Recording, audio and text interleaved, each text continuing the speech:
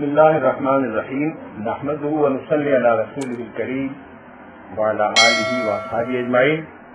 حضرات محترم، خواہران مکرم، آج کی گفتگو کا عنوان ہے ریاست مدینہ، معاشرت و معیشت۔ ریاست مدینہ پر یہ گفتگو گزشتہ ہفتے پیش کی جانے والی گفتگو کا ایک حصہ یا تتمہ ہے۔ کچھ چیزیں جو پچھلی گفتگو میں اس موضوع پر عرض کی گئی تھیں ان کو آج دہرانے کی ضرورت نہیں ہے۔ آج ریاست مدینہ کے دو بڑے پہلوؤں پر بعض گزارشات پیش کرنا مقصود ہے۔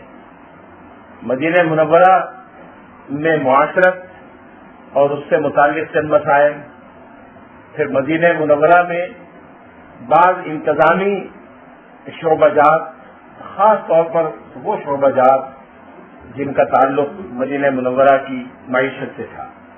مدینہ منورہ کی قبل ہجرت زندگی کے بارے میں مختصر طور پر اشارہ کیا گیا تھا کہ یہ ایک چھوٹا سا نخلستان تھا جو جزیرہ عرب کے وسیع ریگستان اور پہاڑی سلسلے کے درمیان واقع تھا۔ حجاز اور تہامہ جو مغربی عرب کے دو بڑے اہم صوبے ہیں، یہ عموماً پہاڑی اور ریگستانی علاقے پر مشتمل ہے۔ اس پہاڑی اور ریگستانی علاقے میں جا بجا چھوٹے چھوٹے نخلستان پائے جاتے ہیں، جن میں ایک بڑا نخلستان وہ تھا جس کو بعد میں مدینہ النبی اور دار الہجرت ہونے کا شرف حاصل ہوا۔ یہ ایک ایسے خطے میں واقع ہے جہاں ایک طویل زمانے سے لاوے کی چٹانیں وقتاً فوقتاً پھٹتی رہی ہے۔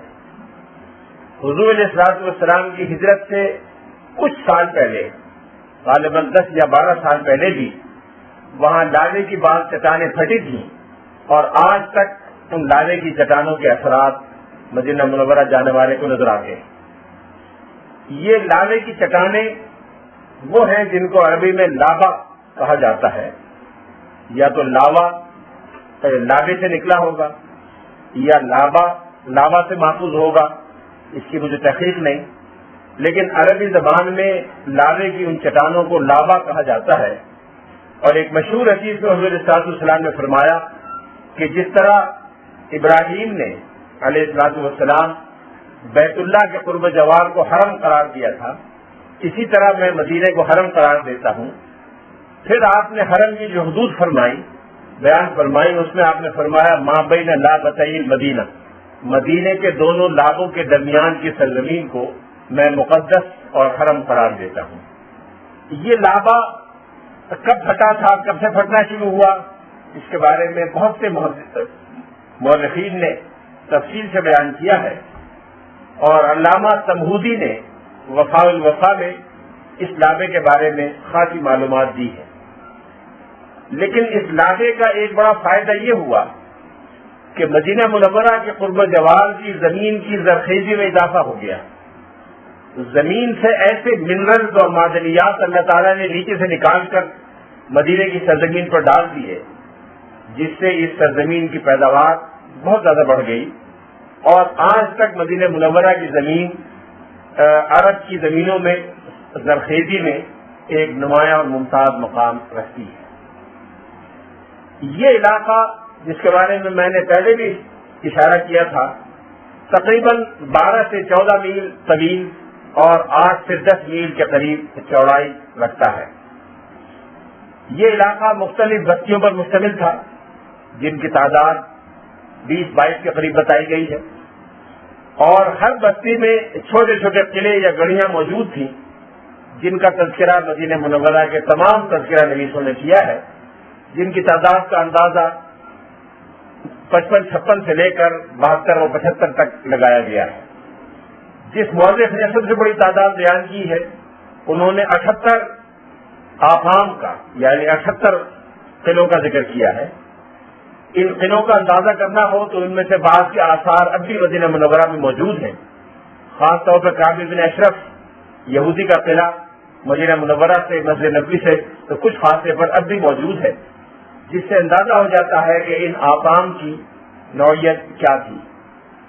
یہ آقام چھوٹے و بڑے قلعے تھے جن کے اندر قبیلے کا سربراہ بھی رہتا تھا، قبیلے کے اور ذمہ دار حضرات بھی رہتے تھے۔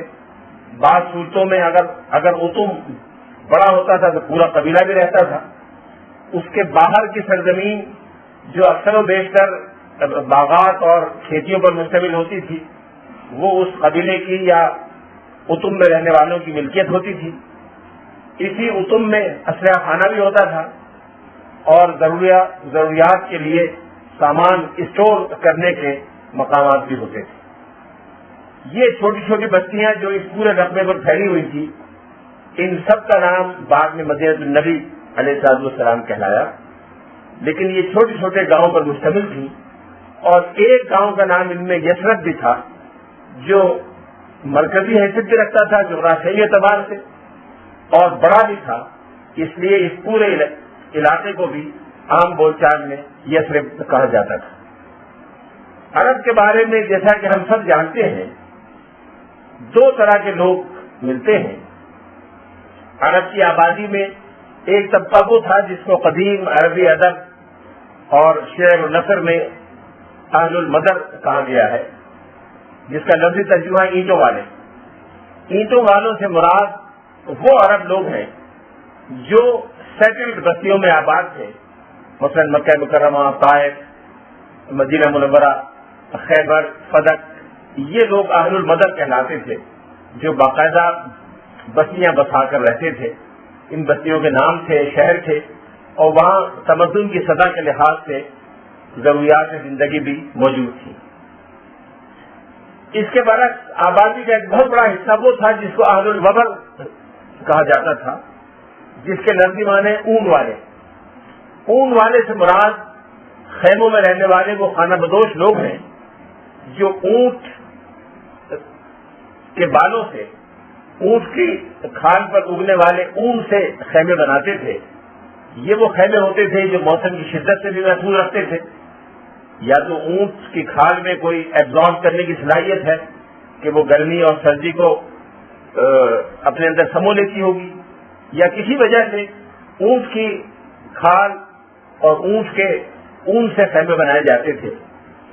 عمدہ قسم کے خیمے عمدہ اونٹ کی عمدہ کھال سے بنائے جاتے تھے، اور جب خاص طور پر کسی بڑے محترم انسان کے لیے یا کسی معزز انسان کے لیے خیمہ لگایا جاتا تھا، اس کے بارے میں تذکرہ ملتا ہے اقیمت علیہ قبۃ من عدم، سرخ خال کا ایک خوبصورت قبہ اس کے لیے لگایا گیا۔ یہ بھی اونٹ کی کھال سے بنایا جاتا تھا۔ یہ لوگ اہل وبر کہلاتے تھے۔ اہل وبر میں کچھ لوگ تو وہ تھے کہ جو یوں تو خانہ بدوش تھے، لیکن ان کا علاقہ متعین تھا، متعین علاقے میں خانہ بدوشی کرتے تھے، اور جہاں پانی کے ذخائر دستیاب ہوتے تھے وہاں جا کر بس جاتے تھے، اور جب پانی کے ذخائر ختم ہو جاتے تھے تو کسی اور جگہ چلے جایا کرتے تھے۔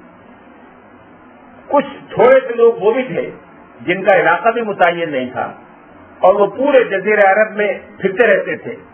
ان میں سے بعض قبائل وقتاً فوقتاً شام اور عراق میں بھی جا کے آباد ہوئے۔ چنانچہ شام اور عراق میں آج تک عربی النسل قبائل اور آبادیاں موجود ہیں، اور ان کے اثرات بھی موجود ہیں۔ یہ سب اہل الوبر کہلاتے تھے۔ مدینہ منورہ اور مکہ مکرمہ کا شمار اہل المدر میں تھا، جہاں باقاعدہ سیٹلڈ آبادیاں تھیں، اور وہ آبادیاں کئی سو سال سے وہاں قیام پذیر تھیں۔ عرب کے پورے معاشرے کی طرح مدینہ منورہ کا معاشرہ بھی قبائلی تھا، اگرچہ قبائلیت کے ساتھ ساتھ مدینہ منورہ کے معاشرے میں شہری اور تمدنی مذاہب بھی پائے جاتے تھے۔ قبائل اس انداز سے مل جل کر رہتے تھے کہ ان میں آپس میں شادیاں بھی ہو رہی تھیں، آپس میں تعلقات اور لین دین بھی تھے، لیکن وہ الگ الگ قبیلوں کے طور پر بھی منظم اور منفرد طور پر معلوم اور متعین تھے۔ عربی زبان میں قبیلے کے علاوہ بعض اور الفاظ بھی استعمال ہوتے ہیں، لیکن چونکہ اردو میں اس کا کوئی ترجمہ نہیں ہے، اس لیے اردو مترجمین ہر لفظ کا ترجمہ قبیلہ کر دیتے ہیں، جس سے بعض اوقات سمجھنے میں دقت ہوتی ہے کہ قبیلہ اور قبیلے کے ذیلی تقسیموں میں کیا فرق ہے۔ مثال کے طور پر اردو میں قبیلہ بنی ہاشم بھی کہا جاتا ہے، قبیلہ قریش بھی کہا جاتا ہے، قبیلہ مغل بھی کہا جاتا ہے، حالانکہ یہ سب قبیلے نہیں کہلاتے تھے۔ قبیلے سے مراد وہ بڑا گروپ تھا جو عموماً 5,000، 10,000، 15,000 کی آبادی پر مشتمل ہوتا تھا، اور جو کسی ایک بڑے جد امجد کی اولاد میں ہونے کی وجہ سے اس کے نام سے مشہور ہوتا تھا۔ رسول اللہ صلی اللہ علیہ وسلم کے تشریف لانے تک قریش ایک قبیلے کے طور پر معلوم اور متعین تھے۔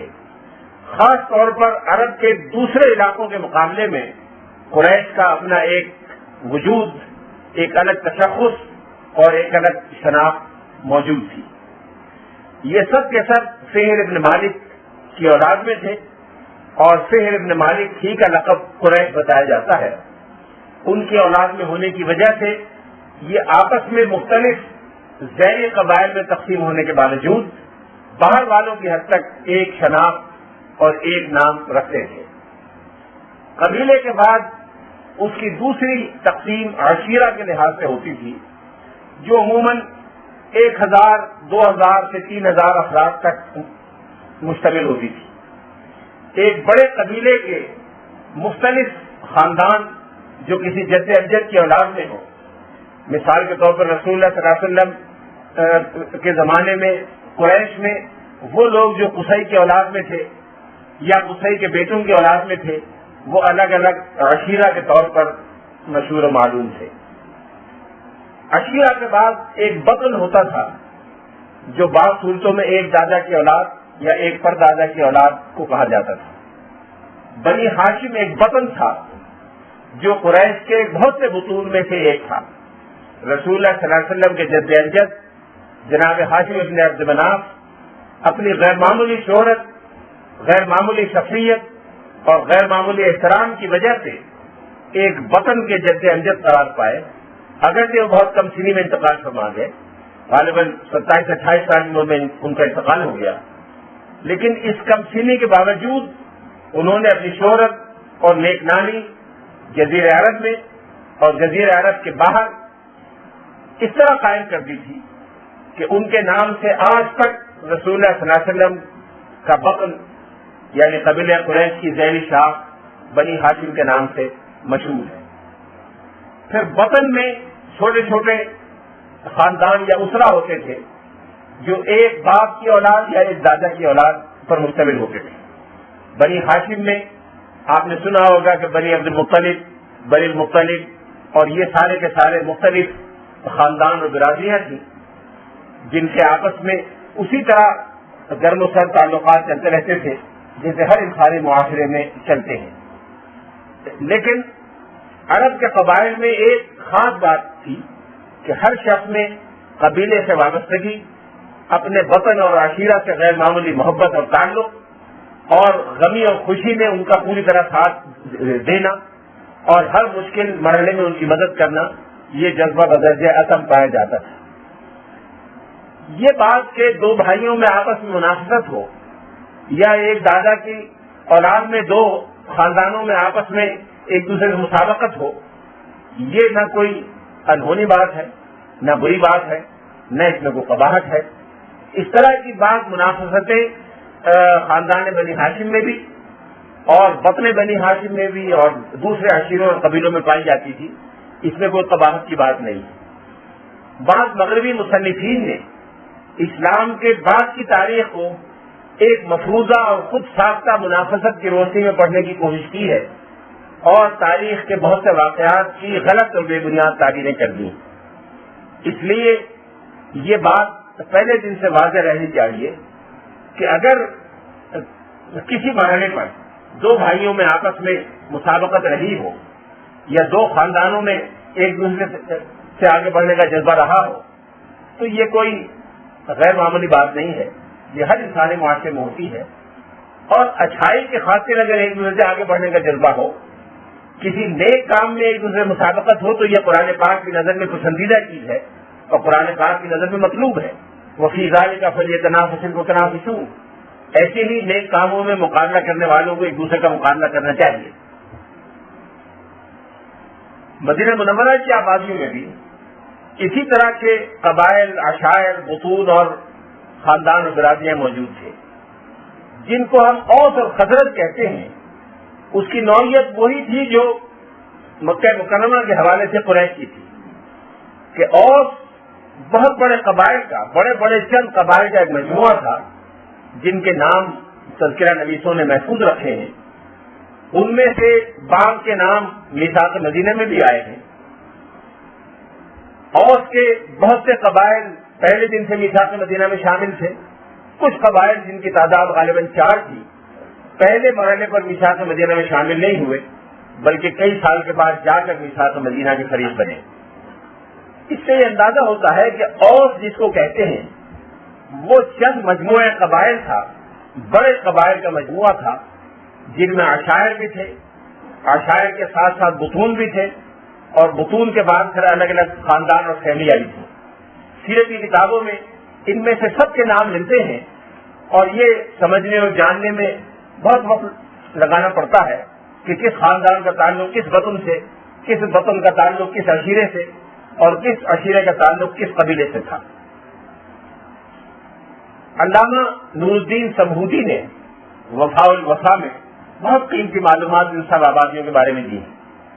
انہوں نے بتایا کہ مدینے میں کون کون سی آبادیاں قیام پذیر تھیں، بستیوں کے نام کیا تھے، ان کی کھیتیوں اور باغات کی حدود کیا تھی، ان کے باغات میں کیا چیز کاشت کی جاتی تھی، کھجوریں ہوتی تھیں تو کس قسم اور کس سطح کی کھجوریں تھیں، کون شخص اپنی کھجوروں کو کیسے فروخت کرتا تھا، کس بازار میں لے جا کر بیچتا تھا۔ اس طرح کی معلومات انہوں نے جمع کرنے کی کوشش کی ہے۔ پھر آسام کی انہوں نے تفصیل دی ہے، اور ہجرت کے وقت جو 70 یا 78 یا 72 آسام تھے، ان میں سے جن جن کی تفصیلات علامہ سمودی کو مل سکی انہوں نے وہ بیان کی ہیں۔ جب رسول اللہ صلی اللہ علیہ وسلم مدینہ تشریف لے آئے تو ہر بستی میں، ہر قبیلے میں، ہر عشیرے میں اور ہر گاؤں میں مسلمانوں کی تعداد میں تیزی کے ساتھ اضافہ ہو رہا تھا۔ اوس اور خزرج دونوں گروپوں کے قبائل میں کوئی وطن ایسا نہیں تھا، ابن ہشام نے وطن کی تشریح کی ہے، کوئی وطن ایسا نہیں تھا جس میں کافی تعداد میں خاندان اور افراد مسلمان نہ ہو گئے ہوں۔ یہی وجہ ہے کہ ہجرت کے 1-1.5 سال کے اندر اندر مدینہ منورہ میں 9 مسجدیں قائم ہو گئیں جو مسجد نبوی کے علاوہ تھی۔ ظاہر ہے اگر مدینہ منورہ کے ایک سرے سے دوسرے سرے کا فاصلہ 12-13 میل ہو اور چوڑائی میں 8-10 میل کے قریب ہو تو وہاں رہنے والوں کے لیے 5 وقت مسجد نبوی میں حاضری ممکن نہیں تھی۔ آپ نے پڑھا ہوگا کہ جب رسول اللہ صلی اللہ علیہ وسلم کا آخری وقت تھا اور صحت مبارک چند لمحوں کے لیے بہت بہتر ہو گئی اور رسول اللہ صلی اللہ علیہ وسلم نے پردہ اٹھا کر مسجد نبوی میں بھی دیکھا اور صحابہ خوش ہوئے، تو عام طور پر لوگوں کو یہ خیال ہوا کہ صحت اچھی ہو رہی ہے، تو حضرت صدیق نے اجازت مانگی کہ اگر اجازت ہو تو میں اپنے گھر چلا جاؤں، میں کئی دن سے اپنے گھر نہیں گیا ہوں۔ حضرت بکر صدیق کا مکان، ان کی مکہ مکرمہ سے جو بیگم ساتھ آئی تھی ان کا مکان تو مدینہ شریف میں تھا، مسجد نبوی کے قریب تھا۔ انہوں نے مدینہ منورہ تشریف لانے کے بعد ایک اور شادی کی تھی جو خارجہ بنت زید زوجہ مطہرہ کا نام تھا۔ ان کا مکان مسجد نبوی سے کچھ فاصلے پر تھا، قباء کے قریب ایک بستی تھی عوالی میں ایک چھوٹا سا گاؤں تھا سنت، وہاں وہ رہتے تھے۔ انہوں نے وہاں جانے کی اجازت مانگی۔ یہ جگہ مسجد نبوی سے کوئی 3.5 یا 4 میل کے فاصلے پر ہے۔ اس طرح سے مختلف صحابہ کرام مختلف جگہ قیام پذیر تھے اور ہر جگہ ایک نہ ایک مسجد موجود تھی۔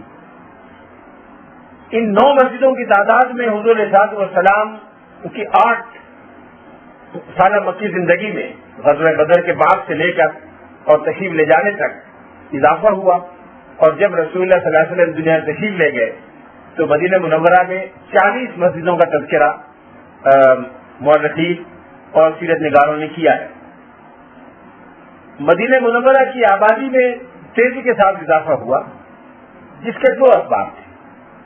ایک بڑا سبب تو یہ تھا کہ مکہ مکرمہ سے کئی 100 مسلمان ہجرت کر کے مدینہ منورہ تشریف لے آئے۔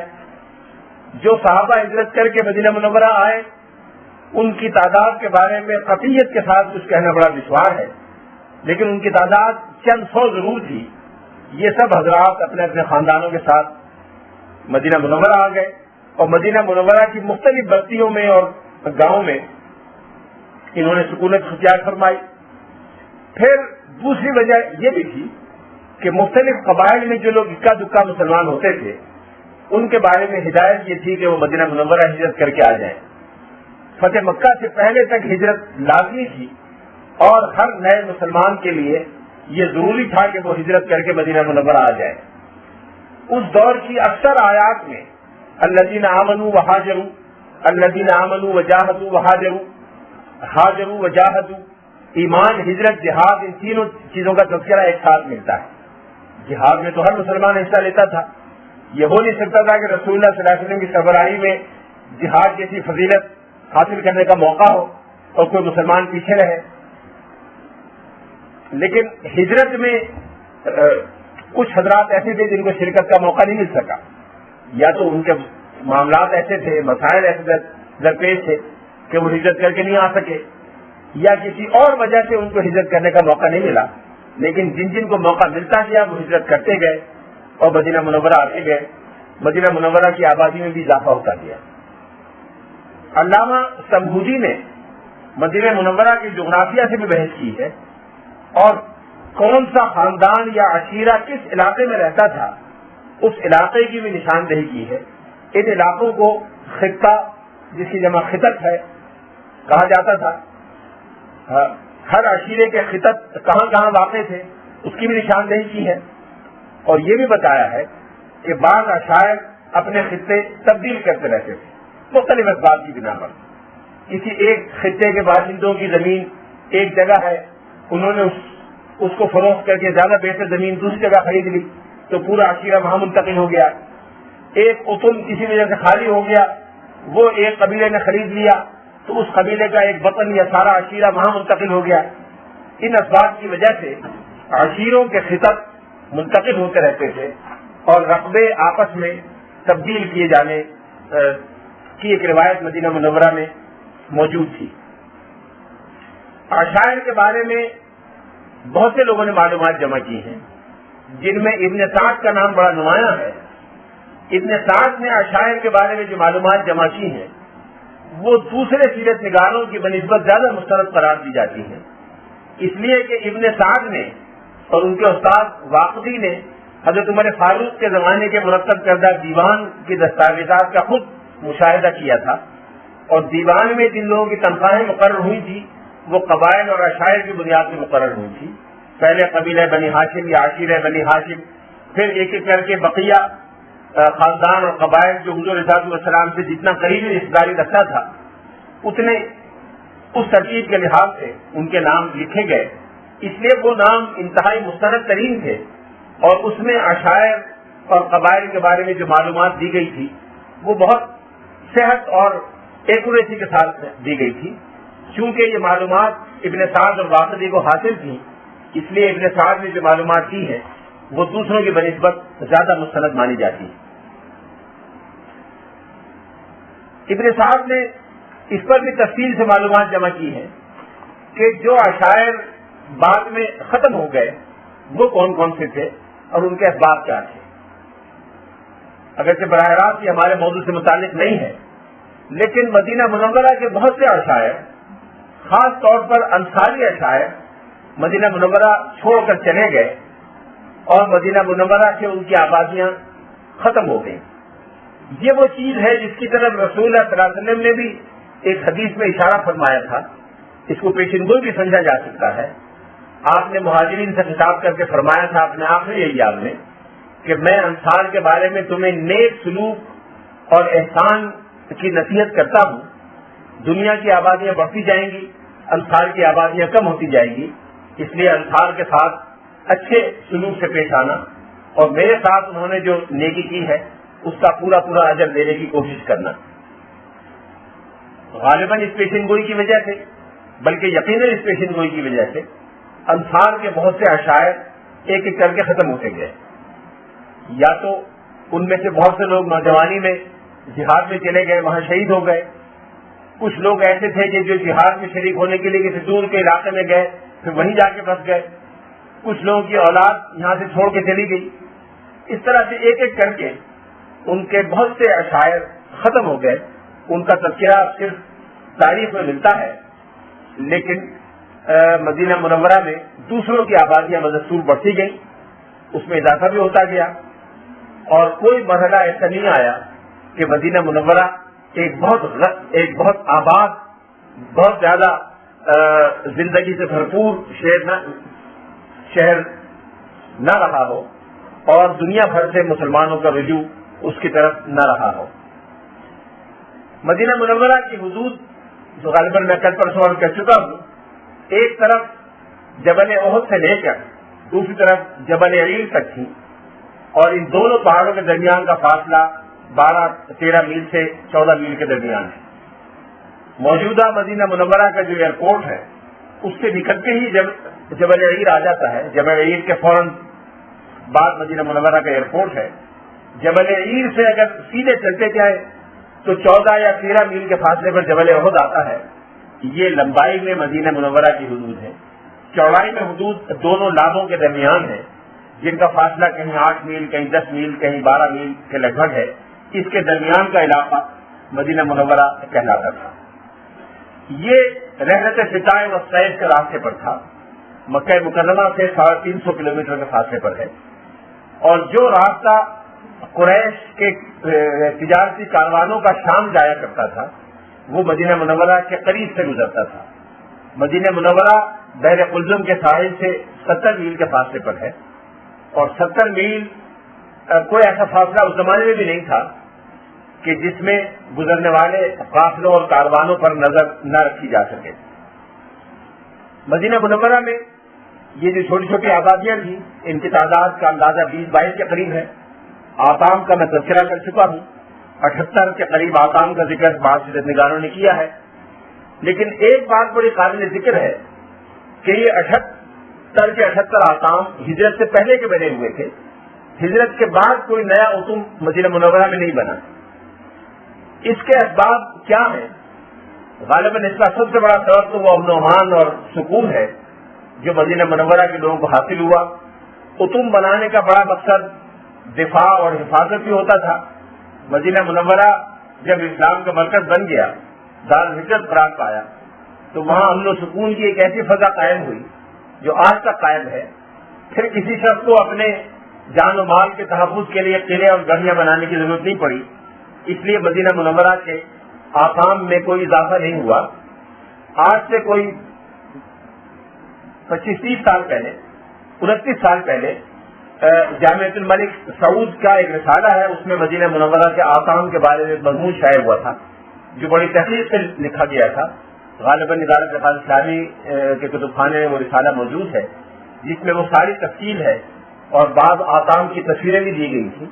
اس وقت جو آقام موجود ہیں جن کے آثار پائے جاتے ہیں ان کے بارے میں بھی معلومات موجود تھیں.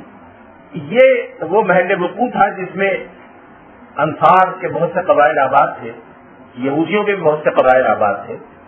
یہودیوں کے عموماً 3 قبائل سے تو ہم سب واقف ہیں، بنو قینقاع، بنو نذیر اور بنو قریظہ. لیکن اس کے علاوہ بھی یہودیوں کے چھوٹے چھوٹے قبائل موجود تھے. بعض عرب قبائل میں بھی یہودی موجود تھے، اور تو خزرج کے بعض خاندانوں میں یہ دستور اور روایت کافی عرصے سے چلی آ رہی تھی کہ جب کوئی شخص منت مانتا تھا یا کسی ماں کا کوئی بچہ بیمار ہوتا تھا تو وہ منت مانتی تھی کہ اگر بچے کو صحت ہو گئی تو میں اس کو یہودیوں کے مزاج میں بھیج دوں گی. تو مائیں اپنے بچوں کو صحت یاب ہونے کے بعد یہودیوں کے مدراس میں بھیج دیا کرتی تھی جہاں وہ تعلیم حاصل کیا کرتے تھے، اور بہت سی صورتوں میں یہودی بھی ہو جایا کرتے تھے. اور چونکہ یہودیوں کے لیے خاصا احترام مدینہ منورہ میں پایا جاتا تھا یہودیوں کے علم اور مذہبی پس منظر کی وجہ سے، اس لیے ماں باپ اس کو خاص برا نہیں سمجھتے تھے کہ ان کے بچے یہودیت اختیار کر لیں. اس لیے ہوتے ہوتے بہت سے خاندانوں میں یہودیوں کی تعداد میں خاصا اضافہ ہو گیا تھا. لیکن یہ عجیب بات ہے کہ یہودیوں کے اتنے گہرے اثر رسوخ کے باوجود، اور اس کے باوجود کہ یہودی ہمیشہ سے توحید کے قائم رہے ہیں اور یہودیوں میں کبھی بھی شرک اس انداز کا پیدا نہیں ہوا کہ بت پرستی یا بت پرستی کے مذاہب ان میں جنم لیتے. اس کے باوجود مدینہ منورہ کی آبادیوں میں بت پرستی کم نہیں ہوئی. ہر قبیلے کا بت اسی طرح تھا جیسے باقی عرب میں. ہر بڑے خاندان نے اپنے یہاں ایک بت رکھا ہوا تھا. کچھ دیویاں تھیں جن کو خاص خاص قبائل پوجتے تھے. ان دیویوں کے مجسمے گھروں میں رکھے جاتے تھے. حضرت عمر بن جموح جو مشہور صحابی تھے, ان کے بت اور دیوتا کا قصہ ابن ہشام نے اور تقریباً تمام سیرت نگاروں نے لکھا ہے کہ ایک نوجوان جو مسلمان ہو گئے تھے وہ روزانہ ان کے بت, جس کو وہ بہت صاف ستھرا کر کے رکھتے تھے, گندگی سے ملوث کر دیا کرتے تھے. جب وہ آ کے دیکھتے تھے غصہ ہوتے تھے, اس کو دھو دھلا کے صاف کرتے تھے, خوشبو لگا کے رکھتے تھے. پھر وہ نوجوان رات کو آ کے اسے گندگی سے ملوث کر جاتے تھے. پھر وہ غصے میں آ کے اس کو دھوتے تھے, صاف کرتے تھے, پوچھتے تھے یہ حرکت کس نے کی ہے. جب 4-5 مرتبہ ایسا ہوا تو ایک دن ان کو غصہ آیا. انہوں نے اپنی تلوار اس بت کے قریب رکھ دی اور کہا تجھ میں اگر اپنے دفاع کی صلاحیت ہے تو اپنا دفاع خود کر لینا. اس رات کو وہ نوجوان آئے, ان کے بت کو اٹھایا اور مدینے سے باہر جا کے کسی گندگی میں پھینکا ہے. جب وہ تلاش کرتے ہوئے نکلے اس وقت ان کا دل اللہ نے کھول دیا. یہ بات جو پہلے ان کے ذہن میں نہیں آئی تھی اس دن آ گئی کہ یہ اپنا دفاع نہیں کر سکتا تو ہمارا دفاع کیا کرے گا. اور وہ سیدھے گئے حضرت موسیٰ بن عمیر کے پاس جو حضور صلی اللہ علیہ وسلم کی طرف سے مبلغ کے طور پر بھیجے گئے تھے اور اسلام میں داخل ہو گئے. عام طور پر مشہور یہ ہے کہ منات جس کا ذکر قرآن پاک میں آیا ہے, واللات والعزیٰ ومناۃ الثالثۃ الاخریٰ, یہ منات قبائل مدینہ منورہ کی دیوی تھی اور اسی کے بت مدینہ منورہ کے مختلف خاندانوں اور گھروں میں پائے جاتے تھے. لیکن بت پرستی کے ساتھ ساتھ جس طرح مدینہ مکہ مکرمہ میں خلفاء تھے, توحید پر عمل رکھنے والے اور حضرت ابراہیم علیہ السلام سے وابستگی کا دعویٰ کرنے والے, شرک سے بیزار, مکارم اخلاق پر کاربند رہنے کے خواہاں خلفاء مدینہ منورہ میں بھی پائے جاتے تھے. مدینہ منورہ میں کئی لوگ ایسے تھے جو خلفاء کے لقب سے مشہور تھے, جن میں ایک بڑا نام تو انہی سوید بن صامت کا ہے جو رسول اللہ صلی اللہ علیہ وسلم سے ملے تھے مکہ مکرمہ میں اور انہوں نے حضور کی دعوت کو قبول نہیں کیا بلکہ اس کے جواب میں ایک صحیفہ حکمت لقمان پڑھ کے سنایا. وہ بھی ان لوگوں میں تھے جو خلفاء کہلاتے تھے. جو حضرات بیعت عقبہ میں شریک تھے ان میں سے 2 شخصیتیں ایسی تھیں جو پہلے سے بت پرستی سے طائب اور حریف کہلاتی تھی, اسد ابن زرارہ اور ابو الحیثم ابن تیہان. یہ دونوں حضرات بیعت عقبہ میں بھی شامل تھے اور مدینہ منورہ میں پہلے سے ان کی شہرت بت پرستی سے مجتنب, توحید پر کاربند اور حضرت ابراہیم علیہ السلام کی ملت کے پیروں کی تھی. یہ تینوں حضرات اسلام لائے, مسلمانوں میں صف اول کی شخصیت قرار پائے. حضور علیہ السلام نے جو 12 نقبہ مقرر کیے تھے ان میں سے 2 ان نقبہ میں بھی شامل تھے.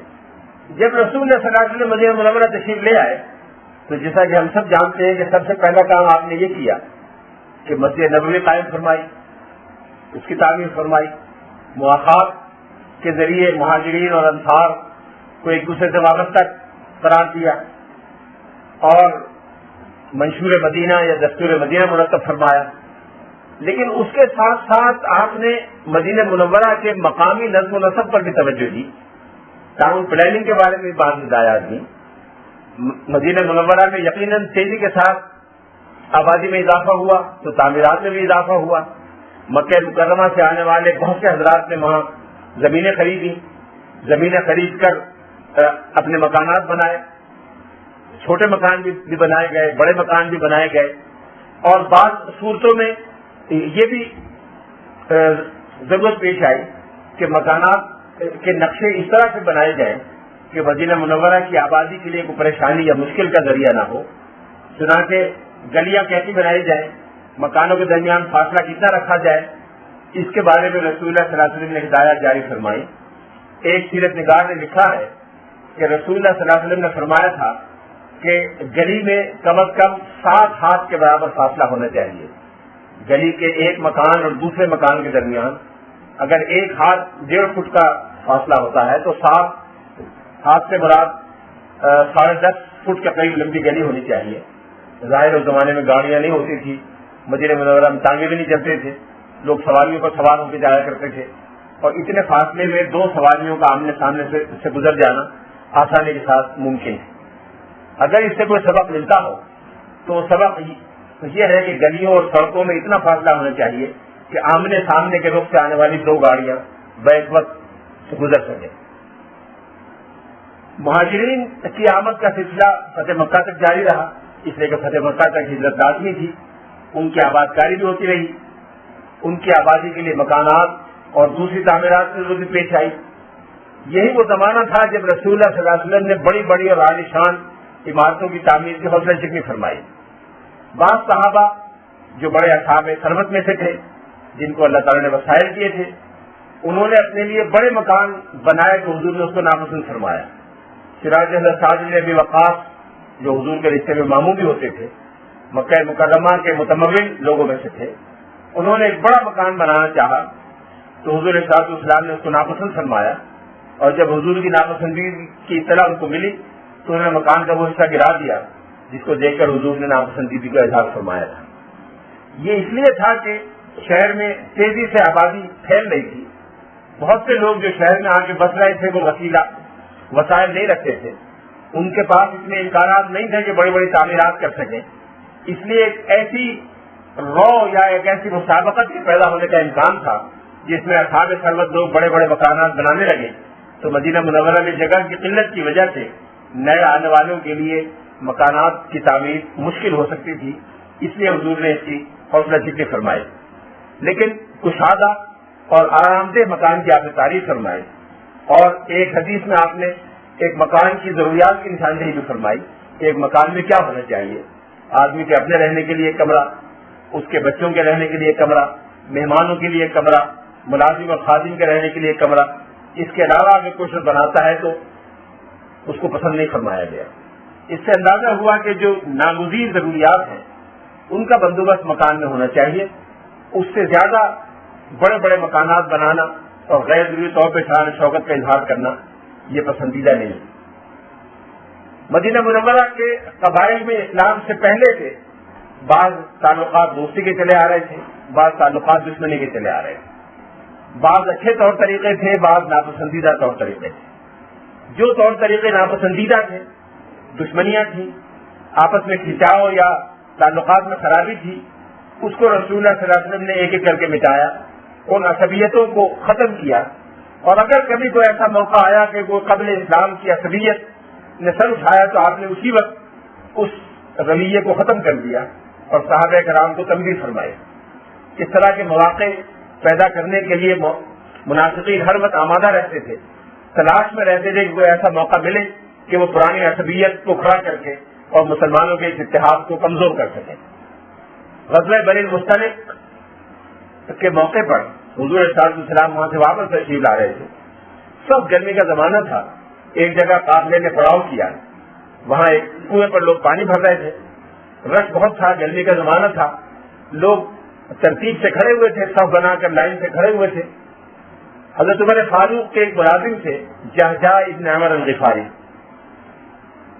ان کے پیچھے ایک انصاری صحابی جو بڑے با احترام اور قبیلے کے سردار تھے وہ ان سے پیچھے کھڑے ہوئے تھے۔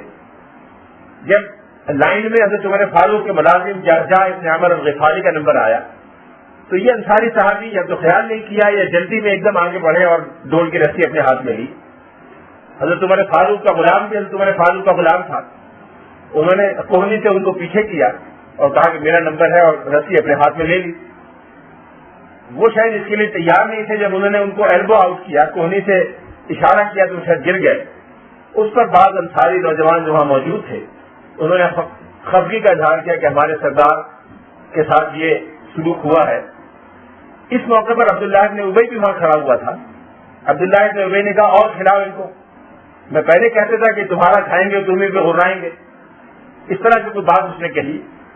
اس کے یہ کہنے کی وجہ سے ان انصاری صحابی کی حمایت میں کچھ لوگ کھڑے ہو گئے اور کچھ مہاجرین حضرت عمر فاروق کے ملازم کی حمایت میں کھڑے ہو گئے کہ ہمارے آدمی کو کمزور دیکھ کے اس کو خلاف جاتی کی ہے، جیسے اس طرح کے مواقع میں ہوتا ہے، گرمی بھی ہے، پیاس بھی ہے، سفر کی تکان بھی ہے، ایسے موقع پہ انسان کو غصہ جلدی آتا ہے۔ ابھی یہ بات حدیث ہو رہی تھی کہ عبداللہ بن ابی نے اس منظر کو دیکھا تو شاید خوش ہوا. اس نے کہا کہ یہاں تو موقع نہیں ہے, مدینے جب جائیں گے تو وہاں ہم ان سے نمٹ لیں گے. اور اس نے کہا کہ لَيُخْرِجَنَّ الْأَعَزُّ مِنْهَا الْأَذَلَّ, ہم میں سے عزت والا ذلت والوں کے نکال باہر کرے گا.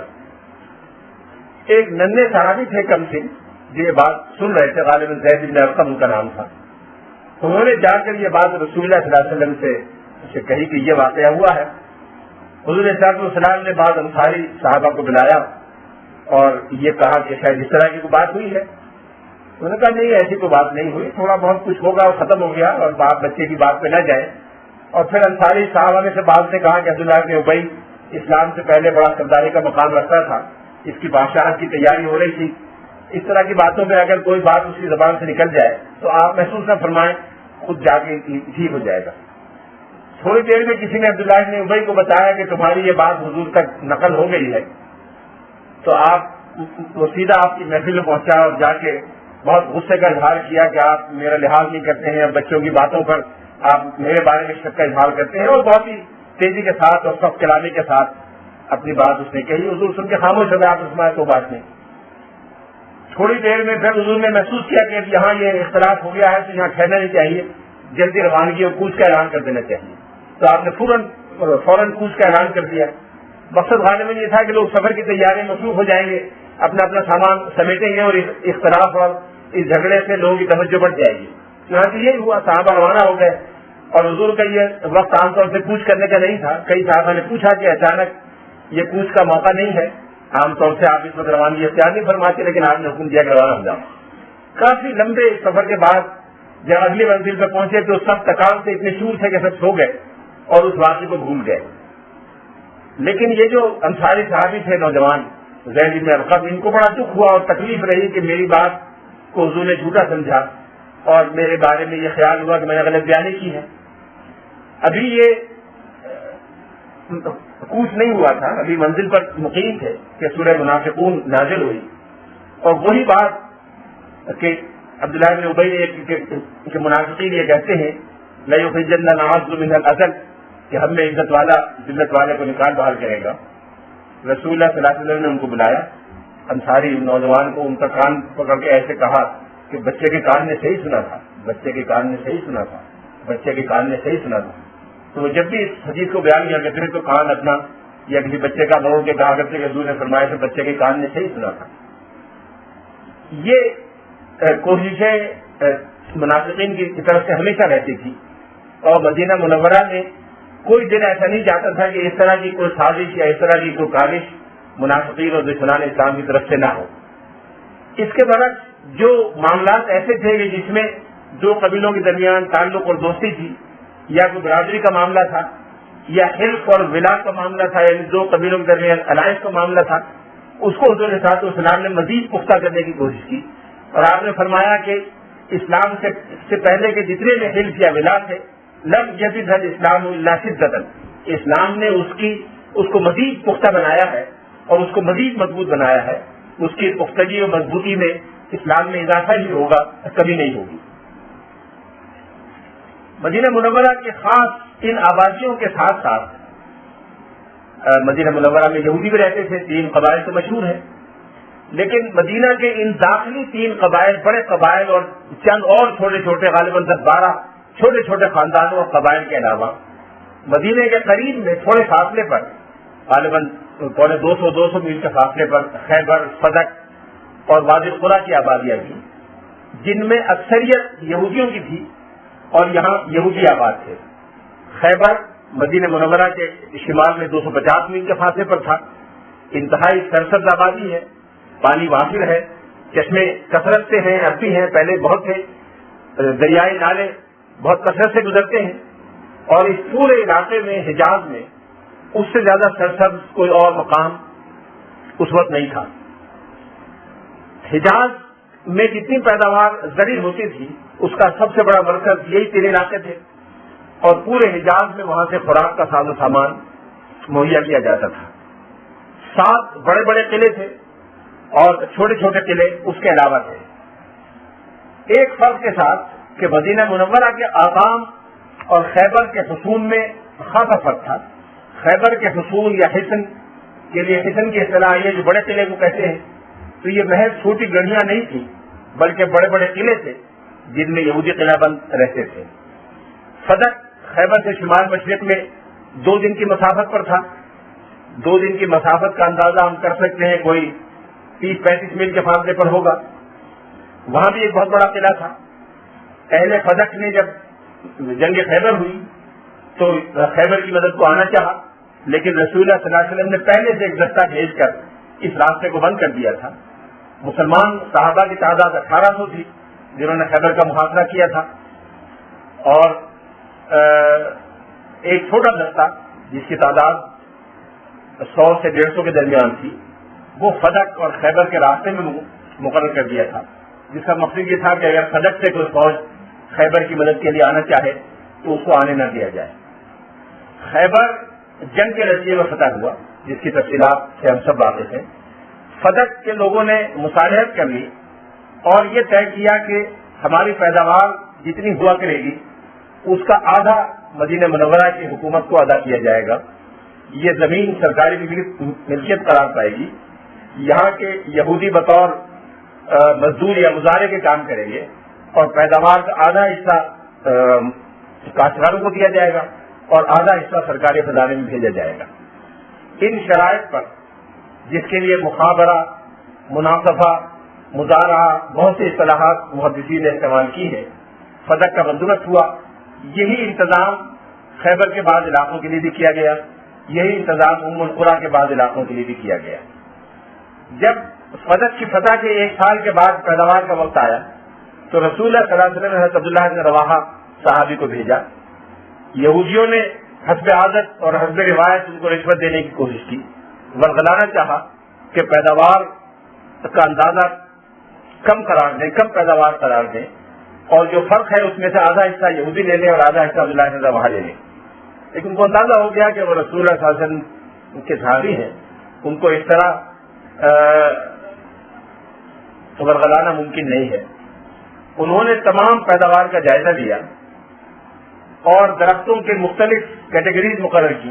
اچھی پیداوار کے درخت الگ، درمیانی پیداوار کے درخت الگ، ردی پیداوار کے درخت الگ، کچی پیداوار کے الگ، پکی پیداوار کے الگ، یہ الگ الگ قسمیں مقرر کی، اور تمام پیداواری جتنی چیزیں تیار تھیں ان کو توڑ کر ہر چیز کو برابر 2 حصوں میں تقسیم کیا۔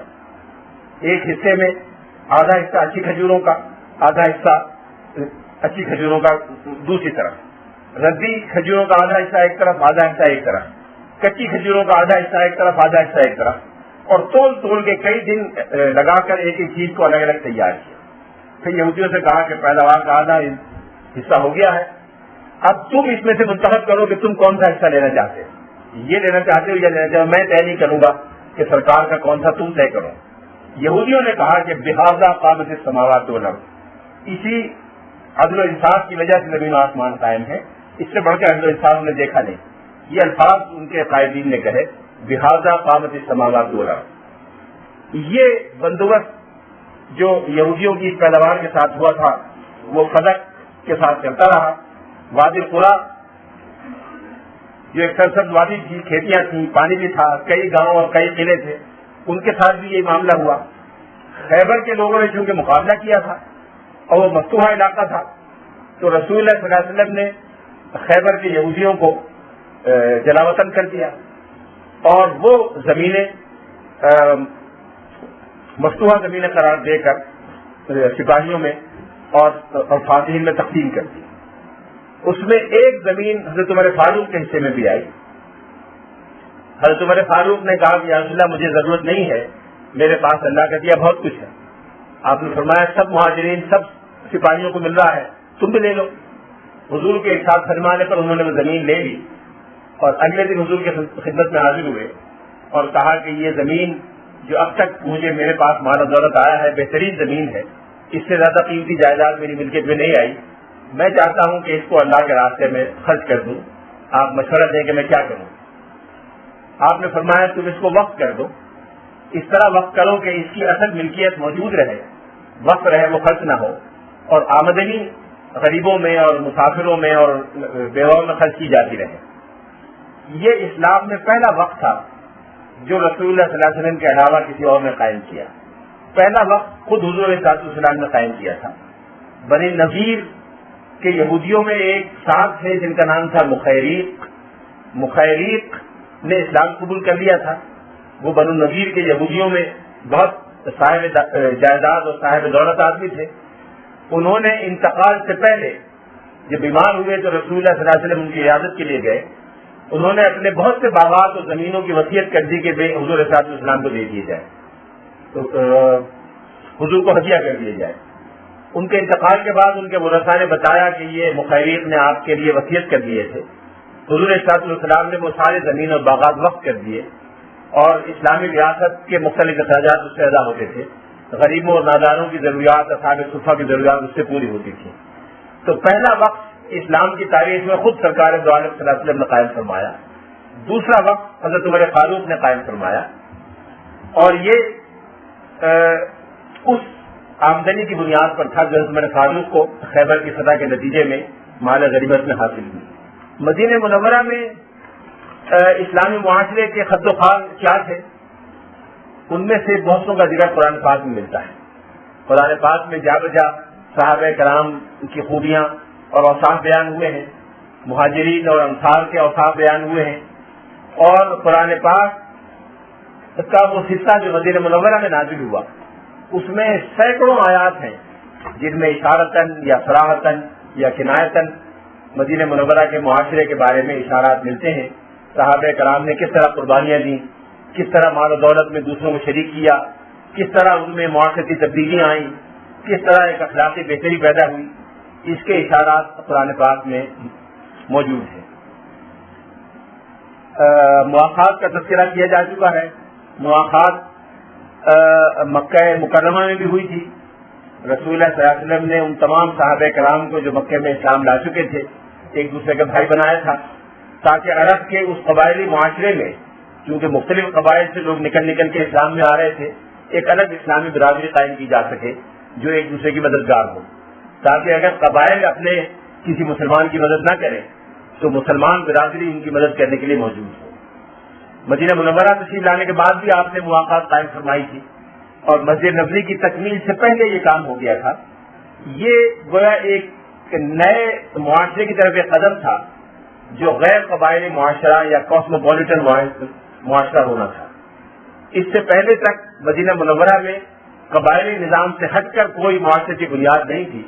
یہ پہلی معاشرتی بنیاد تھی جس میں غیر قبائلی بنیاد پر مختلف اور متنوع قبائل کے افراد کو ایک دوسرے کا بھائی بنایا گیا, اور ان میں جو اخوت قائم ہوئی وہ قبائلی اور حقیقی اخوت سے بڑھ کر بعض صورتوں میں ثابت ہوئی.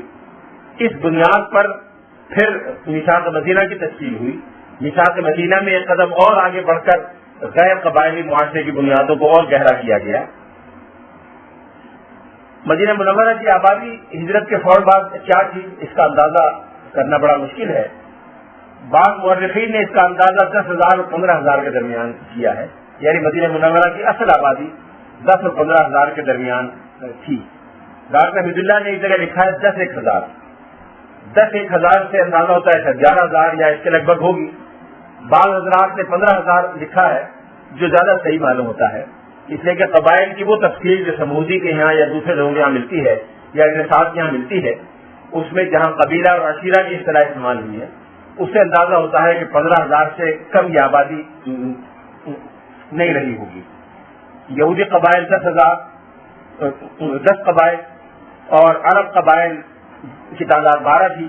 یہ وہ قبائل تھے جو مدینہ منورہ میں پہلے سے آباد تھے, جن کی تعداد 22 سے کم نہیں تھی اور 25 سے زیادہ نہیں تھی. مدینہ منورہ تشریف لانے کے فوراً بعد آپ نے مردم شماری بھی کروائی. صحیح مسلم کی روایت ہے کہ آپ نے فرمایا کہ اکتبوا لی من تلفظ بالاسلام, میرے لیے ان تمام لوگوں کی فہرست تیار کر دو جو مسلمان ہو چکے ہیں. گویا مسلمان باشندوں کی پہلی مردم شماری ہجرت کے بعد ہوئی.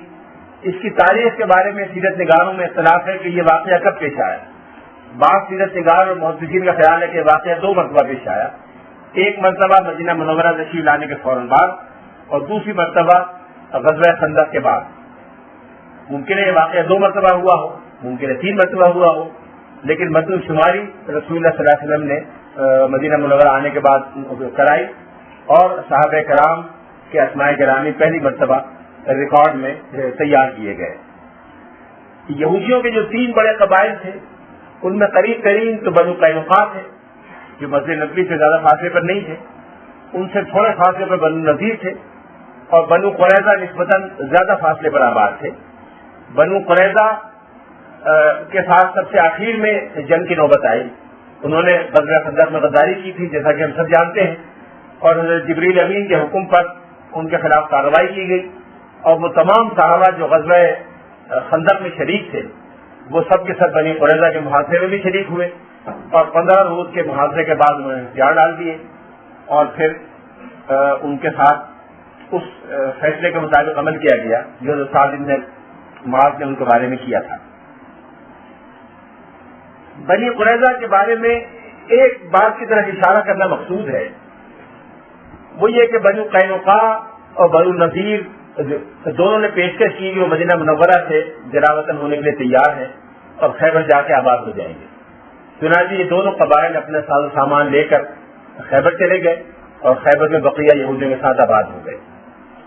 بنو قریظہ کے بارے میں روایات میں آتا ہے کہ انہوں نے بھی یہ پیشکش کی، لیکن یہ پیشکش قبول نہیں کی گئی، اور بعد میں ان کے مطالبے پر حضرت سعد بن معاذ رضی اللہ تعالیٰ عنہ نے یہ فیصلہ کیا کہ تورات کے حکم کے مطابق ان کے سپاہیوں کو قتل کر دیا جائے، مال اور جائیداد کو غنیمت قرار دے دیا جائے، اور عورتوں اور بچوں کو غلام قرار دے دیا جائے۔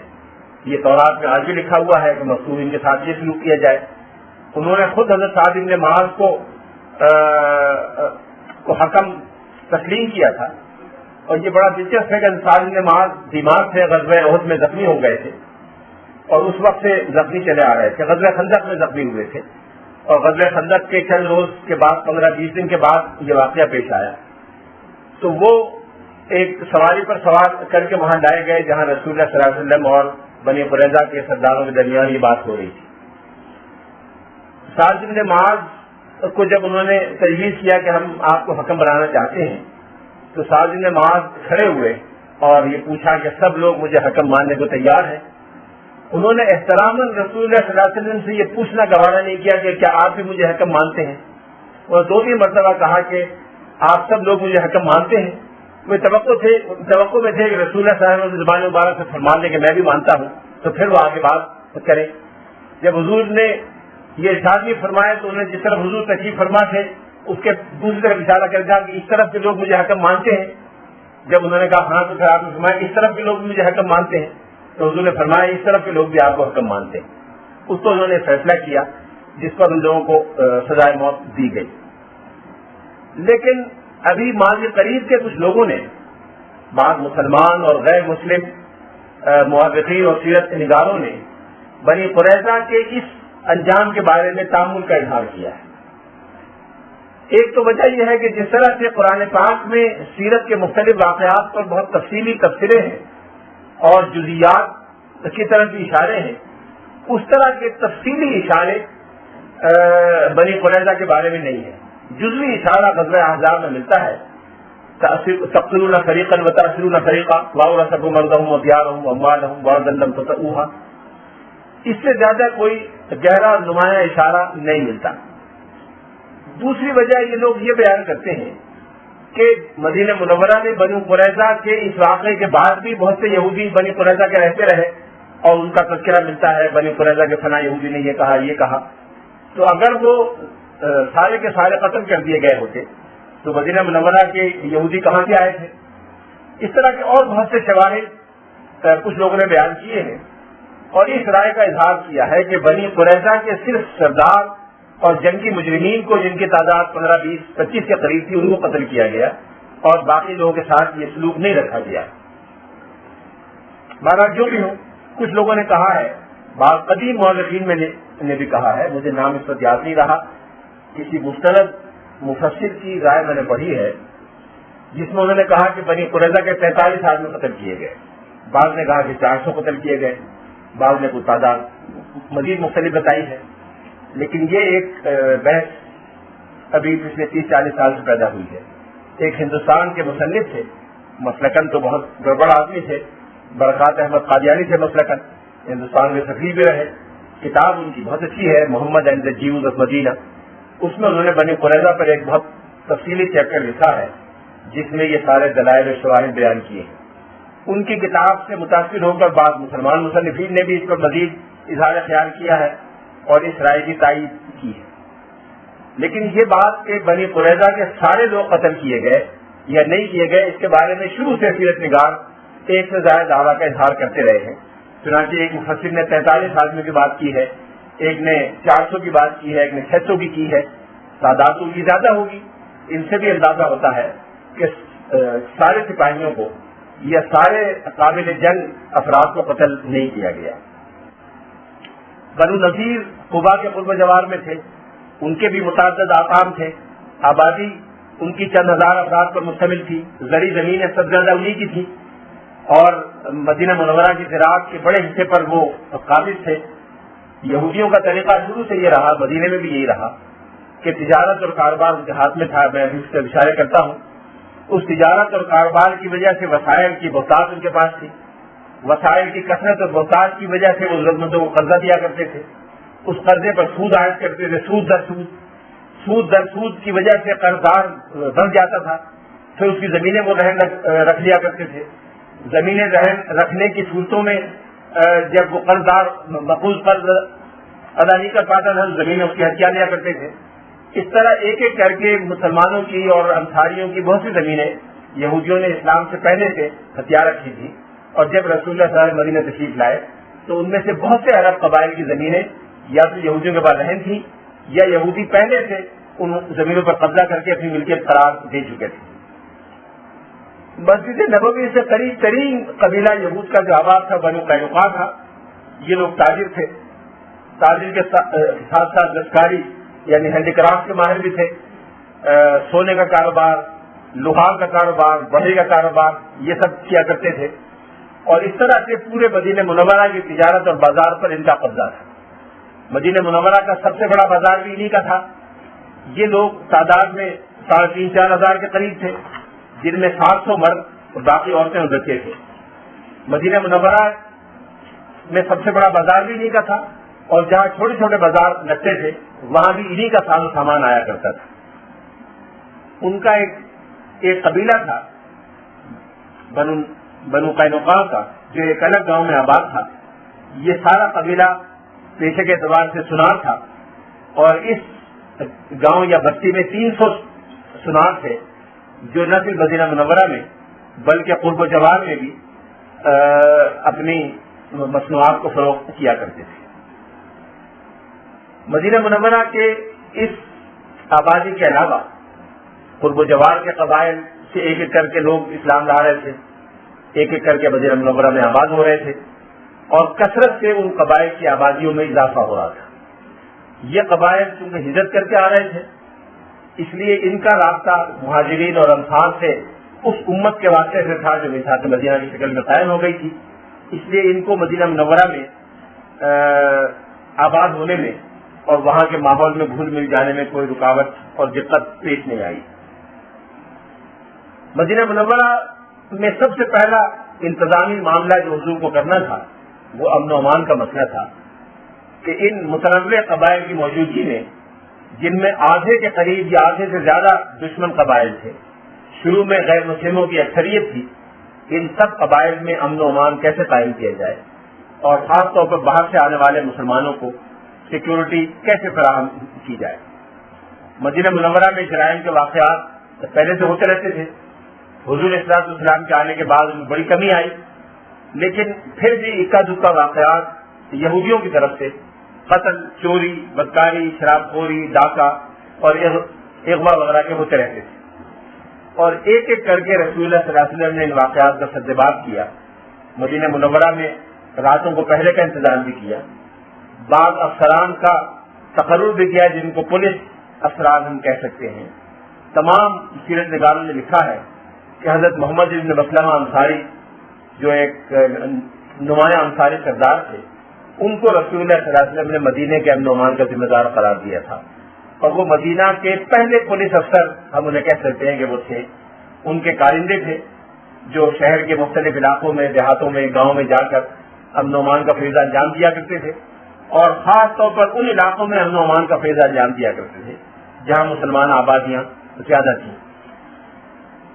جیسے جیسے مسلمان آبادیاں بڑھتی گئیں، امن و امان میں اضافہ ہوتا چلا گیا، غیر مسلم آبادیاں جیسے جیسے کم ہوتی گئیں، خاص طور پہ 3 بڑے یہودی قبیلوں کو نکالنے کے بعد جرائم میں بڑی کمی آ گئی۔ جرائم اور اس طرح کے واقعات کی جو بیشتر مثالیں ہیں وہ ہجرت کے ابتدائی 3-4 سالوں کی ہیں، ہجرت کے آخری سالوں میں اس طرح کی مثالیں نسبتاً کم ہیں۔ ابھی میں کر چکا ہوں کہ مدینہ منورہ میں شروع میں 9 مسجدیں اور بعد میں 40 مسجدیں قائم ہوئی تھی۔ ان مسجدوں میں سے اکثر مساجد میں درس و تدریس کا انتظام بھی تھا۔ حضرت عبادہ بن صامت اس پورے درسی نظام کے سربراہ تھے، اور اگر کہا جا سکے کہ وہ پہلے وزیر تعلیم تھے سیاست کے، تو شاید درست ہوگا۔ وہ تمام مسجدوں میں جاتے تھے، جہاں جہاں قرآن کی تعلیم ہو رہی تھی اس کی نگرانی فرماتے تھے، اور خود براہ راست صفہ میں جو صحابہ زیر تعلیم تھے ان کی نگرانی بھی فرمایا کرتے تھے۔ صفہ مدینہ منورہ میں مسجد نبوی کا ایک حصہ تھا جہاں بڑی تعداد میں صحابہ کرام مقیم رہتے تھے۔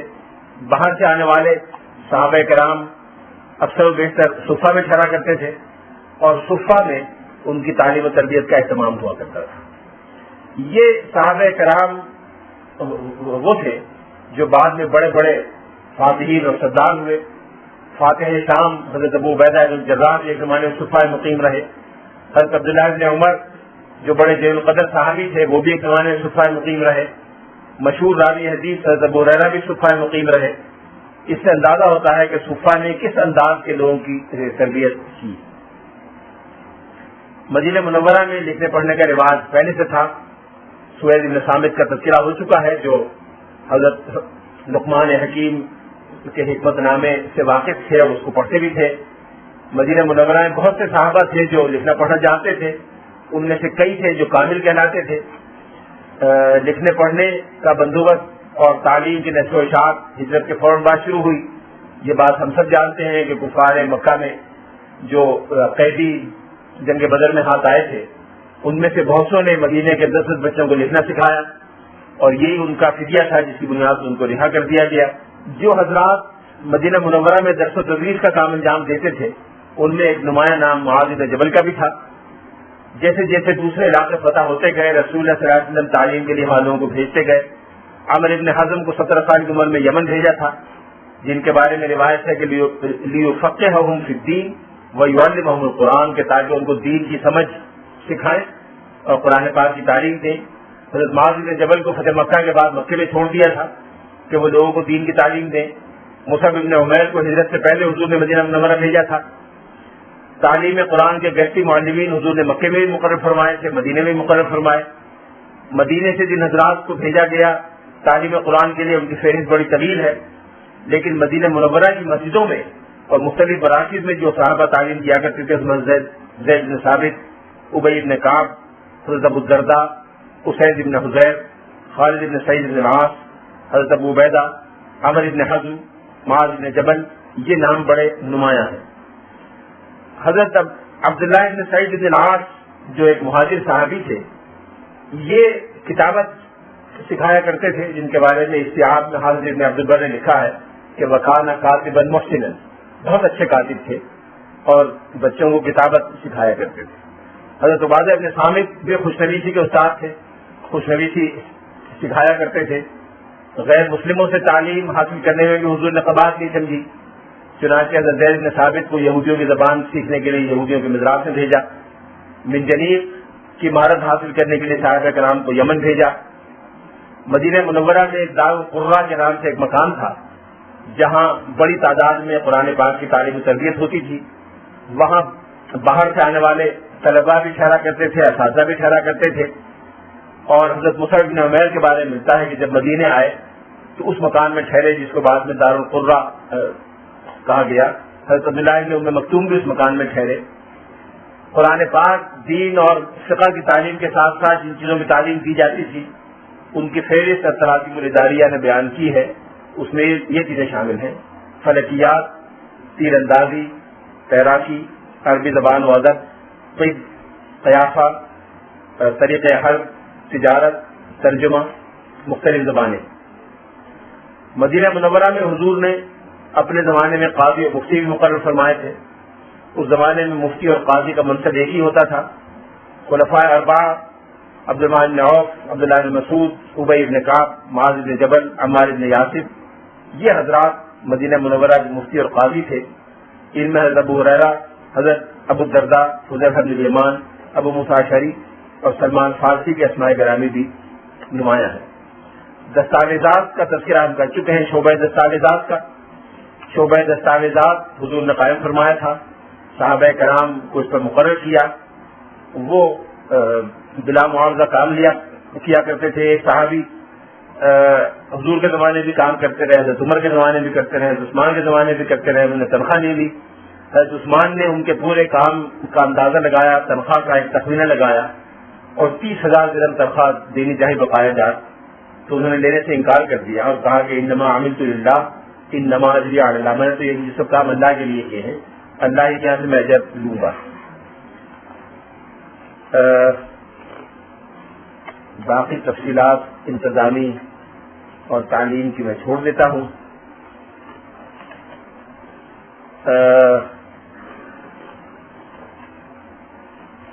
مدینہ منورہ اس اعتبار سے پورے جزیرہ عرب میں نمایاں تھا کہ وہاں تجارت کا مرکز بھی تھا اور زراعت کا مرکز بھی تھا۔ طائف میں صرف زراعت ہوتی تھی، تجارت کم تھی۔ مکہ مکرمہ میں صرف تجارت ہوتی تھی، زراعت نہیں تھی۔ مدینہ منورہ ایسا تھا کہ جہاں تجارت بھی ہوتی تھی اور زراعت بھی ہوتی تھی۔ زراعت میں بہت باغات تھے، کھیت تھے، کھجوریں، انگور اور بہت سی دوسری پیداوار ہوا کرتی تھی، اس کی تفصیل میں ابھی عرض کرتا ہوں۔ تجارت بھی ہوتی تھی جس میں مسلمان بھی کچھ شریک تھے، زیادہ تجارت یہودیوں کے ہاتھ میں تھی۔ جب رسول اللہ صلی اللہ علیہ وسلم تشریف لائے تو آپ نے ایک ایک کر کے ان میں سے ہر چیز کا جائزہ لیا۔ ان میں سے جو چیز اسلام کے نقطہ نظر سے قابل قبول تھی یا غلط نہیں تھی، اس کو حضور نے چلنے دیا، اس میں کوئی رکاوٹ پیدا نہیں فرمائی۔ یہ اسلام کی حکمت تشریع کا ایک بنیادی اصول ہے کہ معاملات اور تجارت کے ابواب میں اصل چیز یہ ہے کہ جو کاروبار لوگ کر رہے ہوں وہ جائز ہے، بشرطے کہ وہ شریعت کے کسی حکم سے متعارض نہ ہو۔ شریعت نے مثبت طور پر بعض احکام دیے۔ قرآن پاک کی سورہ بقرہ ہی میں جو ہجرت کے 1-2 سال بعد نازل ہوئی، بعض بنیادی احکام تجارت کے بارے میں دیے گئے اور یہ کہا گیا کہ تجارت وہ ہے جو آپس کی رضامندی سے ہو، جائز معاملات میں ہو، جس میں کسی کو دھوکہ نہ دیا گیا ہو، تراضی سے ہو اور ایک دوسرے کے طیب نفس سے ایک دوسرے کے مال کا تبادلہ کیا گیا ہو۔ جو تجارت ان ہدایات کے مطابق تھی وہ جائز قرار پائی، جو تجارت ان ہدایات کے خلاف تھی یا جس میں ان ہدایات کے خلاف ورزی کا امکان تھا وہ رسول اللہ صلی اللہ علیہ وسلم نے منع فرما دی۔ اس کے ساتھ ساتھ کچھ چیزیں منفی طور پر حضور نے واضح فرمائی کہ یہ چیزیں ناجائز ہیں اور تجارت سے، کاروبار سے ان کو ایک ایک کر کے ختم کر دیا جائے۔ اس لیے عرب میں جتنی رائج الوقت تجارت کی شکلیں تھیں ان میں سے ایک ایک کر کے کچھ چیزیں ناجائز قرار پائیں اور بہت سی چیزیں بدستور جائز رہیں، جزوی اصلاحات کے ساتھ ان کو جائز کر دیا گیا۔ جو چیزیں مدینہ منورہ کی بڑی بڑی پیداوار تھی ان میں سب سے زیادہ کھجور، جو، انگور، انجیر اور کچھ پھل جن میں انار اور کیلا بہت نمایاں ہیں، یہ کثرت سے پیدا ہوتے تھے۔ گندم پیدا ہوتا تھا لیکن تھوڑا تھا، عام طور پہ لوگوں کی غذا جو ہوا کرتی تھی۔ حضرت عائشہ صدیقہ کی جو مشہور روایت ہے کہ رسول اللہ صلی اللہ علیہ وسلم کے اہل خاندان نے کبھی مسلسل کئی دن گندم نہیں استعمال کیا، اس کی ایک بڑی وجہ یہ بھی تھی کہ گندم مدینہ منورہ کی بڑی پیداوار نہیں تھا، وہاں عام طور پہ جو پیدا ہوتا تھا۔ گندم کا بیشتر حصہ خیبر سے لایا جاتا تھا جو دور سے لانے کی وجہ سے مہنگا بھی تھا اور کم بھی تھا۔ مصنوعات میں زیادہ چیز کپڑا، ہتھیار، لکڑی کا سامان اور انگور کی پیداوار کی وجہ سے شراب کی پیداوار بھی تھی۔ شراب کے اکثر شراب خانے یہودیوں نے بنائے ہوئے تھے۔ یہودی خود بھی شراب کا کاروبار کرتے تھے اور ان سے لے کر دوسرے قرب جوار کے لوگ بھی شراب کا کاروبار کیا کرتے تھے. جب شراب حرام قرار پائی تو مہاجرین اور انصار دونوں میں سے سب نے شراب کے کاروبار سے ہر قسم کا تعلق منقطع کر دیا. اور چونکہ مدینہ منورہ میں مارکیٹ ختم ہو گئی اس لیے جو غیر مسلم تھے انہوں نے بھی ایک ایک کر کے شراب کا کاروبار ختم کر دیا. مدینہ منورہ میں جو افراد زمین کے مالکان تھے ان میں سے بعض بڑے بڑے قطعوں کے مالکان تھے, بعض چھوٹی زمین کے مالکان تھے. جو چھوٹے مالکان تھے وہ اپنی زمین پہ خود کام کرتے تھے, جو بڑی زمینوں کے مالکان تھے وہ مختلف انداز سے اپنی زمینوں پر کام کرایا کرتے تھے. کچھ لوگ مزدوری دے کر مزدوروں سے کام کراتے تھے, کچھ لوگ مزارات کی بنیاد پر کام کراتے تھے, کچھ محاقلہ کی بنیاد پر اس کو کہتے ہیں کام کرایا کرتے تھے. مزاغنہ بھی ایک طریقہ تھا. یہ مختلف طریقے رد رائج تھے. حضور علیہ السلام نے مزارات کی بعض شکلوں کو ناجائز قرار دیا اور بعض شکلوں کی اجازت دی. جن شکلوں میں سود, دھوکہ, استحصال یا اس طرح کوئی اور خرابی پائی جاتی تھی ان شکلوں کو حضور علیہ السلام نے ناجائز قرار دیا, اور جن شکلوں میں استحصال یا ربا نہیں پایا جاتا تھا ان شکلوں کی آپ نے اجازت دے دی. مدینہ منورہ کی زمین اکثر بارانی تھی اس لیے سال میں اکثر ایک فصل ہوتی تھی. کہیں کہیں کنویں بھی تھے جہاں اونٹ کے ذریعے رہت کے ذریعے پانی نکالا جاتا تھا. جن باغات میں کنویں تھے وہاں سال میں 2 فصلیں بھی ہو جایا کرتی تھی, لیکن اکثر باغات میں سال میں ایک فصل ہوتی تھی. دستکاری میں گھریلو دستکاری بھی تھی اور اجتماعی دستکاری بھی تھی. گھریلو دستکاری میں عموماً کپڑے کا کاروبار, سوت کاٹنے کا, دھاگا بنانے کا کاروبار ہوتا تھا. جو بڑے کاروبار تھے جس میں ایک سے زائد لوگ کام کرتے تھے, جس کو آپ فیکٹری یا کارخانہ کہہ سکتے ہیں, اس میں زراعت کے آلات, نجاری کے آلات اور لوہاری کے آلات بنائے جاتے تھے. یہ سرگرمی عموماً بنو قینقاع کے یہودیوں کے ہاتھ میں تھی. نجاری کا کام بھی ہوتا تھا اس لیے کہ قرب جوار کی آبادی زرعی آبادی تھی اور وہاں نجاری کے کام کی خاصی گنجائش تھی. مدینہ منورہ کے تاجر امپورٹ ایکسپورٹ کا کام بھی کرتے تھے, شام سے کپڑا منگواتے تھے. مزید استعمال کی چیزیں شام سے آیا کرتی تھیں. گندم کا بیشتر حصہ اردن سے آیا کرتا تھا. مدینہ منورہ میں گندم کمیاب تھا اور تمہل کی علامت تھا اس لیے کہ وہ چیز کمیاب تھی. کاروبار میں یہودی بھی پیش رہتے تھے اور شام سے اور شام کے مختلف علاقوں میں ان کی تجارتی کوٹھیاں اور مراکز تھے جہاں سے وہ امپورٹ ایکسپورٹ کا کاروبار کیا کرتے تھے. بنو نذیر کے یہودی اس معاملے میں بڑے نمایاں تھے. ایک مرتبہ ایسا ہوا کہ ہجرت کے فوراً بعد کی بات ہے, ہجرت کے چند مہینے یا 1-1.5 سال کے بعد مسلمان بڑی تنگدستی کے عالم میں تھے.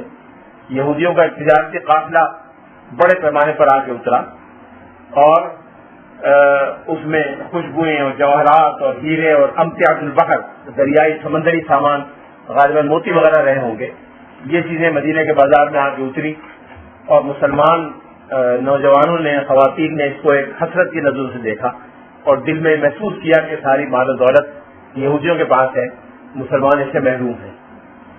اس وقت مسلمانوں کی تسلی کے لیے قرآن پاک کی آیت نازل ہوئی, وَلَقَدْ آتَيْنَاكَ سَبْعًا مِنَ الْمَثَانِي وَالْقُرْآنَ الْعَظِيمَ لَا تَمُدَّنَّ عَيْنَيْكَ إِلَىٰ مَا مَتَّعْنَا بِهِ أَزْوَاجًا مِّنْهُمْ.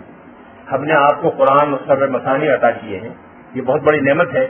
ان کی اس عارضی اور وقتی نعمت پر آپ زیادہ دل میلا نہ کریں, یہ ایک وقتی چیز ہے, اللہ تعالیٰ نے آزمائش کے خاطر ان کو دی ہے. یہ جو یہودیوں کی تجارت تھی جس پر ان کا قبضہ تھا, انصار یعنی اوس و خزرج کے بہت سے لوگ ان کے مقروض تھے اور جیسا کہ میں نے اشارہ کیا ان کی زمینیں ایک ایک کر کے یہودیوں کے قبضے میں جا رہی تھیں. یہودیوں کے پاس ان کی زمینیں رہن تھیں. اس صورتحال میں بڑا فرق پڑا مہاجرین کے آ جانے سے. مہاجرین تجارت کے بڑے ماہر تھے, مکہ مکرمہ کا اصل کام تجارت تھا اور مہاجرین میں بعض بڑے بڑے صحابہ تھے جو تجارت کے بڑے ماہر تھے. سیدنا عثمان غنی, سیدنا عبدالرحمن بن عوف, حضرت زبیر بن عوام, یہ بڑے بڑے صحابہ تجارت کے فن میں بڑے طاق تھے. جب انہوں نے آ کے مدینہ منورہ کے بازاروں میں تجارت شروع کی تو یہودیوں کا زور اور کنٹرول بازار پر سے کم ہوتا چلا گیا اور یہودیوں کی بالادستی متاثر ہوئی۔ حضرت عبد الرحمن بن عوف نے بنو قینقاع کے بازار میں ہی کاروبار شروع کیا تھا۔ وہاں جو تاجر تھے انہوں نے بازار پر اپنی اجارہ داری بنائی ہوئی تھی۔ ایک شخص تھا ابو رافع جو تاجر حجاز کہلاتا تھا، پورے حجاز کا سب سے بڑا تاجر تھا، اس کا کنٹرول تھا بنو قینقاع کے بازار پر۔ جو قیمت وہ قرار دیتا تھا وہ قیمت دوسرے یہودی تاجر کر دیا کرتے تھے، جو فیصلہ وہ کرتا تھا سب یہودی تاجر اتحاد کر کے اس کے فیصلے کی پابندی کرتے تھے۔ اس طرح کسی غیر یہودی تاجر کو بازار میں پنپ نہیں دیا کرتے تھے۔ اس نے 2 پیمانے بنا رکھے تھے، ایک پیمانہ لوگوں کو دینے کے لیے اور ایک پیمانہ لوگوں سے لینے کے لیے، جس کی ممانعت بعد میں اسلام میں کر دی گئی۔ حضرت عبد الرحمن بن عوف پہلے تاجر تھے جنہوں نے ابو رافع تاجر حجاز کی اس بالادستی کو ختم کیا اور ایک ایک کر کے جو اس کے اختیارات یا غلط طریقے سے اس کو ختم کیا اور اس کے کنٹرول کو کمزور کیا۔ لیکن حضور صلی اللہ علیہ وسلم نے ایک بڑا اہم فیصلہ یہ کیا کہ مدینہ منورہ تشریف لانے کے بعد ایک نیا بازار قائم کیا جو مسجد نبوی کے قریب ہی تھا، اور جس کا مقصد یہ تھا کہ مسلمانوں کے لیے ایک متبادل بازار مدینہ منورہ میں قائم ہو جائے اور یہودیوں کی شرارتیں اور اجارہ داری سے مسلمانوں کو نجات مل جائے۔ حضرت عبد الرحمن بن عوف تو دنیاوی اعتبار سے بڑا اونچا مقام رکھتے تھے، ایک انتہائی محترم شخصیت تھے، اللہ نے وسائل بھی دیے تھے اور تجارت کی مہارت بھی دی تھی۔ ان کو شکست دینا یا ان کو تکلیف پہنچانا تو یہودیوں کے لیے ممکن نہیں تھا، لیکن چھوٹے مسلمان تاجروں کو یا ایسے لوگوں کو جن کا کے اثرات یا رسوخ کم تھا ان کو یہودی تاجر تنگ کیا کرتے تھے۔ خاص طور پہ مسلمان خریداروں کو، مسلمان سودا لینے جانے والوں کو بھی یہودی تنگ کیا کرتے تھے۔ اور ایک مشہور واقعہ مسلمان خاتون کی بے حرمتی کا جس کی وجہ سے غزوہ بنو قینقاع ہوا وہ تو مشہور ہے، جس سے اندازہ ہوتا ہے کہ مسلمان خواتین کی بے حرمتی کرنے سے بھی وہ نہیں چوکتے تھے۔ ان ساری چیزوں کا سدباب کرنے کے لیے اور ایک متبادل تجارتی پلیٹ فارم مہیا کرنے کے لیے حضور صلی اللہ علیہ وسلم نے ایک بازار قائم کیا جس کے بارے میں آپ نے فرمایا کہ ھذا سوقکم فلا ينقص منه ولا يضربن عليه الخراج، یہ تمہارا اپنا بازار ہے، اس میں کوئی تمہارے ساتھ زیادتی یا کمی نہیں کرے گا، اس پر کوئی تم سے جگہ ٹیکس نہیں لے گا۔ وہ لوگوں سے تاوان بھی لیا کرتا تھا، یہودی جو تاجر وہاں بیٹھے ہوتے تھے وہ مسلمان کاروبار کرنے والے تھے، غیر ضروری ٹیکس بھی لیا کرتے تھے اور اس پر بوجھ ڈالا کرتے تھے۔ تو آپ نے فرمایا یہاں تم سے کوئی نہیں لے گا۔ اور گویا ہم یہ بھی کہہ سکتے ہیں کہ حضور صلی اللہ علیہ وسلم نے اس کے لیے ٹیکس ریبیٹ کا بھی اعلان کیا کہ کوئی اضافی بوجھ تم پر نہیں ڈالا جائے گا۔ اور پھر آپ نے فرمایا کہ جو شخص ہمارے اس بازار میں مال لا کے بیچے گا وہ اسی اجر کا مستحق ہوگا جیسا جہاد کرنے والا۔ الجالب الی سوقنا کالمجاہد فی سبیل اللہ، جو ہمارے اس بازار میں مال لے کے آئے گا وہ اسی طرح کے اجر کا مستحق ہوگا جیسے اللہ کے راستے میں جہاد کرنے والا۔ اس لیے کہ اللہ کے راستے میں جہاد کرنے والا مسلمانوں کی آزادی اور تحفظ کی ضمانت کرتا ہے۔ جو مسلمانوں کے بازار کو کامیاب بناتا ہے وہ مسلمانوں کی تجارتی اور اقتصادی آزادی کو یقینی بناتا ہے۔ تو مسلمانوں کی آزادی اور امت مسلمہ کی آزادی کو یقینی بنانے والا کوئی بھی عمل جہاد فی سبیل اللہ کے برابر ہے۔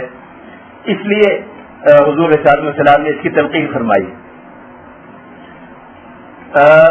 اس کے برعکس آپ نے فرمایا کہ ہمارے اس بازار میں اگر کوئی شخص ذخیرہ اندوزی کرے گا تو اس کو اتنا ہی مجرم سمجھا جائے گا جسے کتاب اللہ میں الحاق کرنے والا، کتاب اللہ کے معانی میں غتربوز کرنے والا یا کتاب اللہ کے معانی کو غلط بیان کرنے والا۔ جب بنو قینقاع اور بنو نذیر کے یہودیوں کے خلاف کارروائی ہوئی اور یہ طے ہوا کہ ان کو خیبر جلاوطن کر دیا جائے تو اس وقت یہودیوں کے بہت سے قرضے اور رقوم انصاری صحابہ کے ذمہ واجب الادا تھی جو انہوں نے سود پر دے رکھی تھی۔ اس وقت تک سود مکمل طور پر حرام نہیں ہوا تھا اور سابقہ جو واجبات تھے واجب الادا چلے آ رہے تھے۔ اب یہ مسئلہ پیدا ہوا کہ یہودی اگر خیبر چلے جاتے ہیں تو ان کے رقموں کا کیا ہوگا، ان کے قرضوں کا کیا ہوگا۔ یہ معاملہ رسول اللہ صلی اللہ علیہ وسلم کی خدمت میں پیش ہوا تو آپ نے فرمایا ایک حکم دیا جس پر فقہاء کے زمانے سے بڑی بحثیں ہو رہی ہیں۔ آپ نے فرمایا ضعوا وتعجلوا، دست مبارک سے اشارہ کیا ضعوا وتعجلوا، یعنی اصل کلیم میں تھوڑی سی کمی کر دو اور جلد لے دو۔ یعنی اگر رقم 1 سال کے بعد واجب الادا ہے اور اس کی قیمت 1 لاکھ ہے تو تم 90,000 لے لو اور آج وصول کر لو. اس کے بارے میں فقہا کا کہنا یہ ہے کہ یہ حکم آپ نے اس وقت دیا تھا جب ابھی تک ربا کی حرمت کی آیات نازل نہیں ہوئی تھی، اس لیے ربا کی حرمت کے بعد یہ حکم بھی منسوخ ہو گیا. یہ ایک وقتی فیصلہ تھا جو آپ نے اس مسئلے کو حل کرنے کے لیے فرمایا. اکثریت کی رائے ہے اس لیے کہ یہ نیگیٹولی ایک سود ہے، وقت کی قیمت ہے. وقت کی قیمت کی وجہ سے جیسے مال میں اضافہ ہو سکتا ہے تو اس کی قیمت میں کمی کرنا بھی سود ہی کے مترادف ہوگا. اس لیے اب اس آیت سود کی حرمت کے بعد فقہاء اسلام کی غالب ترین اکثریت کی رائے ہے کہ ضرب وتعجلوا پر عمل کرنا جائز نہیں. بعض حضرات جو ایک اقلیت کی رائے ہے وہ اب بھی اس کے قائل ہے کہ ضرب وتعجلوا کے حکم پر فریقین اپنی آپس کی آزادانہ رضامندی سے عمل کر سکتے ہیں، اس لیے کہ رسول اللہ صلی اللہ علیہ وسلم نے صراحتاً اس کی ممانعت بعد میں نہیں فرمائی. اسی طرح سے وہ یہودی جن کی زمینیں دوسری آبادیوں یا دوسری بستیوں میں تھیں، یہودی رہتے تھے خاص علاقے میں تھے، بنو نذیر کے یہودی اپنے یعنی آسام اور قلعوں میں رہتے تھے، لیکن زمینیں ان کی مختلف گاؤں اور دیہاتوں میں تھیں، اس لیے کہ جن کو قرض دے رکھا تھا ان کی زمینیں قبضہ لی تھی انہوں نے. تو جب یہودی نکلنے لگے تو انہوں نے شور ڈالا کہ یہ ہماری زمینیں جو فلاں گاؤں میں ان کا کیا ہوگا. تو رسول اللہ صلی اللہ علیہ وسلم نے ان کا اور دوسرے تمام فریقوں کا موقف سننے کے بعد فیصلہ دیا کہ ان زمینوں کو جبری طور پر فروخت کر دیا جائے اور یہودیوں کو اس کی قیمت دے دی جائے، اور جو شخص اس کی قیمت دیں وہ اس زمین کو لے لے. یہودیوں کو یہاں زمین رکھنے کی اجازت نہ دی جائے، اس لیے کہ اول تو یہ زمینیں انہوں نے ناجائز طور پر ہتھیائی تھی، سودی کاروبار کے ذریعے قبضے میں لی تھی. دوسرے عملاً ایک یہودی تاجر جو خیبر میں بیٹھا ہو اور مدینے کے گاؤں میں اس کی زمین ہو، اس کو یہاں اپنے سازشیں کرنے کا اور اپنی دسیسہ کاری کا بڑا موقع ملے گا. اس لیے یہودیوں کو مدینے سے لا تعلق کر دینا چاہیے. اس لیے وہ زمینیں فروخت کرا دی گئی اور یہودیوں کو مجبور کیا گیا کہ اس کی قیمت لے لیں. مدینہ منورہ میں اس زمانے میں دوسرے بہت سے علاقوں کی طرح بارٹر کا کاروبار جاری تھا. لوگ ایک چیز دے کر دوسری چیز دے لیا کرتے تھے. ابتدائی معیشت میں یعنی پریمیٹیو اکانومی میں ہر جگہ بارٹر کا سسٹم ہوتا ہے، مدینہ منورہ میں بھی تھا. یہودیوں نے اس بارٹر کے سسٹم کو بھی اپنی بالادستی کا اور اپنے معاشی کنٹرول کو مضبوط کرنے کا ایک ذریعہ بنا رکھا تھا. چونکہ زرعی پیداوار یہودیوں کے ہاتھ میں تھی، صنعت بھی اکثر یہودیوں کے ہاتھ میں تھی، تجارت یہودیوں کے ہاتھ میں تھی، اس لیے یہودی یہ کرتے تھے کہ جب فصل کٹنے میں ابھی کافی وقت ہوتا تھا تو لوگوں کو اچھی چیز دے دیا کرتے تھے، کوئی اچھی پیداوار دے دیا کرتے تھے یا اچھی کوئی چیز دے دیا کرتے تھے، مثلا کھجور یا جو یا گندم یا کوئی اور چیز. اور جب پیداوار آتی تھی تو یہ کہہ کے کہ تمہاری پیداوار گھٹیا ہے دگنی ان سے لے لیا کرتے تھے. اپنی پیداوار کو اعلیٰ قرار دیتے تھے، دوسروں کی پیداوار کو گھٹیا قرار دیا کرتے تھے، اور مثلا 1 کلو کے بدلے میں 2 کلو جواب میں لیا کرتے تھے. یہ ایک عام طریقہ تھا اور اس سے بھی بازار پر ان کا کنٹرول مضبوط سے مضبوط ہوتا چلا جا رہا تھا، ان کو استحصال کا موقع ملتا تھا. رسول اللہ صلی اللہ علیہ وسلم نے جب ربا کے احکام کے تحت کاروبار کی بہت سی شکلوں کو ناجائز قرار دیا تو آپ نے اس شکل کو بھی ناجائز قرار دیا. اس کو ربا الفضل کہا جاتا ہے. اور ایک مشہور حدیث ہے جس میں 6 چیزوں کے بارے میں آپ نے فرمایا کہ الذهب بالذهب والفضة بالفضة والشعير بالشعير والملح بالملح والتمر بالتمر والحنطة بالحنطة مثلا بمثل يدا بيد والفضل ربا. یہ 6 چیزیں یعنی سونا اور چاندی، جو، کھجور، گندم اور نمک، یہ جب آپس میں لین دین کی جائے تو 10 بدس کی جائے، فوراً دیں اور فوراً لیں اور برابر برابر کی بنیاد پر دی جائیں. زیادتی ہوگی تو اس کو ربا سمجھا جائے گا. اس حکم نے 2 اچھے نتائج پیدا کیے. ایک تو اس کے نتیجے میں خود بخود بارٹر کے کاروبار میں کمی آئی اور مانیٹری اکانومی کو فروغ ہوا. بارٹر اکانومی کمزور ہوئی، مانیٹری اکانومی کو فروغ ہوا، جس میں اس طرح کی ہیرا پھیری کا امکان بہت کم تھا. دوسرا فائدہ یہ ہوا کہ یہودیوں کے استحصال کا ایک بہت بڑا طریقہ ختم ہو گیا اور یہودی جس انداز سے مسلمان تاجروں کو یا مسلمان ساہوکاروں کو نقصان پہنچا رہے تھے وہ نقصان پہنچانے کا راستہ رک گیا. یہ ربا کی وہ قسم ہے جس کو محدثین نے ربا خفی یا ربا الفضل یا ربا الحدیث کے نام سے یاد کیا ہے، اور اس پہ بڑی بحثیں ہیں کہ یہ ربا ان 6 چیزوں تک منحصر ہے یا ان کے علاوہ بھی اور چیزوں پر بھی اس کا اطلاق ہوتا ہے۔ ائمہ اربعہ میں سے سب کی رائے یہ ہے کہ ان 6 چیزوں پر منحصر یا محدود نہیں ہے، بلکہ اور چیزوں پر بھی اس کا اطلاق ہوگا، لیکن کس اصول کی بنیاد پر ہوگا اس پر ائمہ اربعہ میں تھوڑا سا اختلاف ہے۔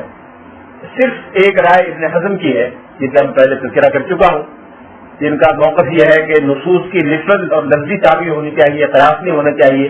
وہ اس کو ان 6 چیزوں تک محدود سمجھتے ہیں، باقی چیزوں کے لین دین میں ربا الفضل کو ربا نہیں کہتے۔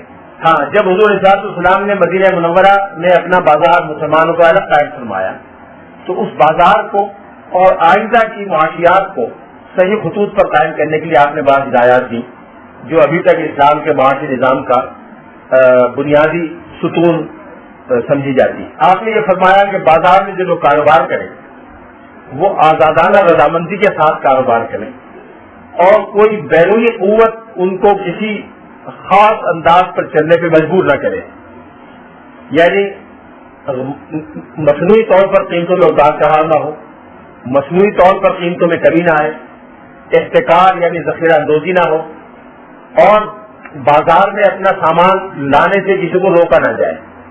اس زمانے میں یہودیوں کا طریقہ یہ تھا کہ جو یہودی بازار چلاتے تھے، بنو قینقاع کا بازار تھا، باہر سے جو لوگ آتے تھے، مثلا مکہ مکرمہ میں چمڑے کی چیزوں کا بڑا رواج تھا، کوئی چمڑا فروخت کرنے کے لیے آیا تو جب پتہ چلتا تھا کہ چمڑا آ رہا ہے تو یہودی ساروکاروں کے نمائندے پہلے سے جا کر راستے میں اس سے سارا ذخیرہ خرید دیا کرتے تھے اور بازار تک اس کو آنے نہیں دیتے تھے کہ بازار میں آ کے بیٹھے گا تو پتا چلے گا کہ یہاں قیمتیں کیا ہیں، بازار کا طریقہ کیا ہے، چلن کیا ہے، تو بہتر انداز میں بہتر قیمت وہ اپنے مال کو بیچ سکے گا۔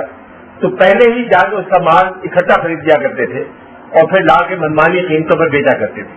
اس طرح ان کو ذخیرہ اندوزی کا بھی موقع ملتا تھا، قیمتوں میں اپنا فیصلہ کرنے کا موقع ملتا تھا کہ خود قیمت متعین کریں جو بازار کے عام بھاؤ سے مختلف ہو، اور اس شخص کو جو اصل مال لے کے آیا ہے اس کو ایک معقول قیمت سے محروم کر دیں۔ رسول اللہ صلی اللہ علیہ وسلم نے اس کی معالجت فرمائی اور حدیث میں کئی مواقع آیا ہے کہ نہا رسول اللہ صلی اللہ علیہ وسلم عن تلقی الجلب۔ تلقی الجلب سے مراد یہ ہے کہ باہر سے آنے والے مال کو پہلے ہی جا کے لے لیا جائے، اس کی حضور نے ممانعت فرمائی۔ تلقی جلب کی ممانعت کو آج کے معاشیات کے نظام میں کیسے بیان کیا جائے گا؟ اس کے لیے حکومت کو قواعد بنانی چاہیے، حکومت کے ریگولیٹری اداروں کو اس بات کو یقینی بنانا چاہیے کہ مارکیٹ ایکسیس ہر شخص کو یکساں طور پر حاصل ہو، فری ایکسیس مارکیٹ کی ہر ایک کو حاصل ہو، اور کوئی گروہ ایسا نہ ہو جو کسی نئے آنے والے کو مارکیٹ میں آنے سے روکے، اور مارکیٹ میں آنے سے میں اگر آ جائے تو آزادانہ کاروبار کرنے کے راستے میں رکاوٹ ڈالے۔ اسی طرح سے آپ نے فرمایا کہ لا یبیع حاضر لبادٍ۔ لا یبیع حاضر لبادٍ کے معنی تو یہ ہے لغوی اعتبار سے کہ کوئی شہری آدمی دیہاتی کے لیے مال فروخت نہ کرے۔ یہ بھی تلقی جلد کی ممانعت کی ایک شکل تھی۔ دیہات میں بہت سے کام چھوٹے چھوٹے لوگ کرتے ہیں گھروں میں بیٹھ کر، مثلا اونٹ کے اون سے خیمے بنایا کرتے تھے، دیہاتوں میں بیٹھ کر رہنے وبر بنایا کرتے تھے۔ اسی طرح سے بہت سا خوراک کا سامان دیہاتوں میں اور بدوؤں کے یہاں تیار ہوتا تھا۔ شہری لوگ جا کر وہاں سے سامان خرید کے لے آتے تھے، بہت معمولی قیمت دیا کرتے تھے۔ اس وقت بھی ہوتا ہے ہمارے یہاں دیہاتوں میں کام ہوتا ہے، بڑے شہروں سے لوگ جاتے ہیں، ان سے اونے پونے وہ لا کر اور بڑے شہروں میں بڑی قیمتیں فروخت کرتے ہیں۔ یہ اسی کے تحت آتا ہے لا یبیع حاضر لبادٍ، کہ کوئی شہری آدمی دیہاتیوں کے لیے جا کر خرید و فروخت ان سے نہ کرے، بلکہ ان کو شہر میں آ کر اپنا مال خود بیچنے کا موقع دے۔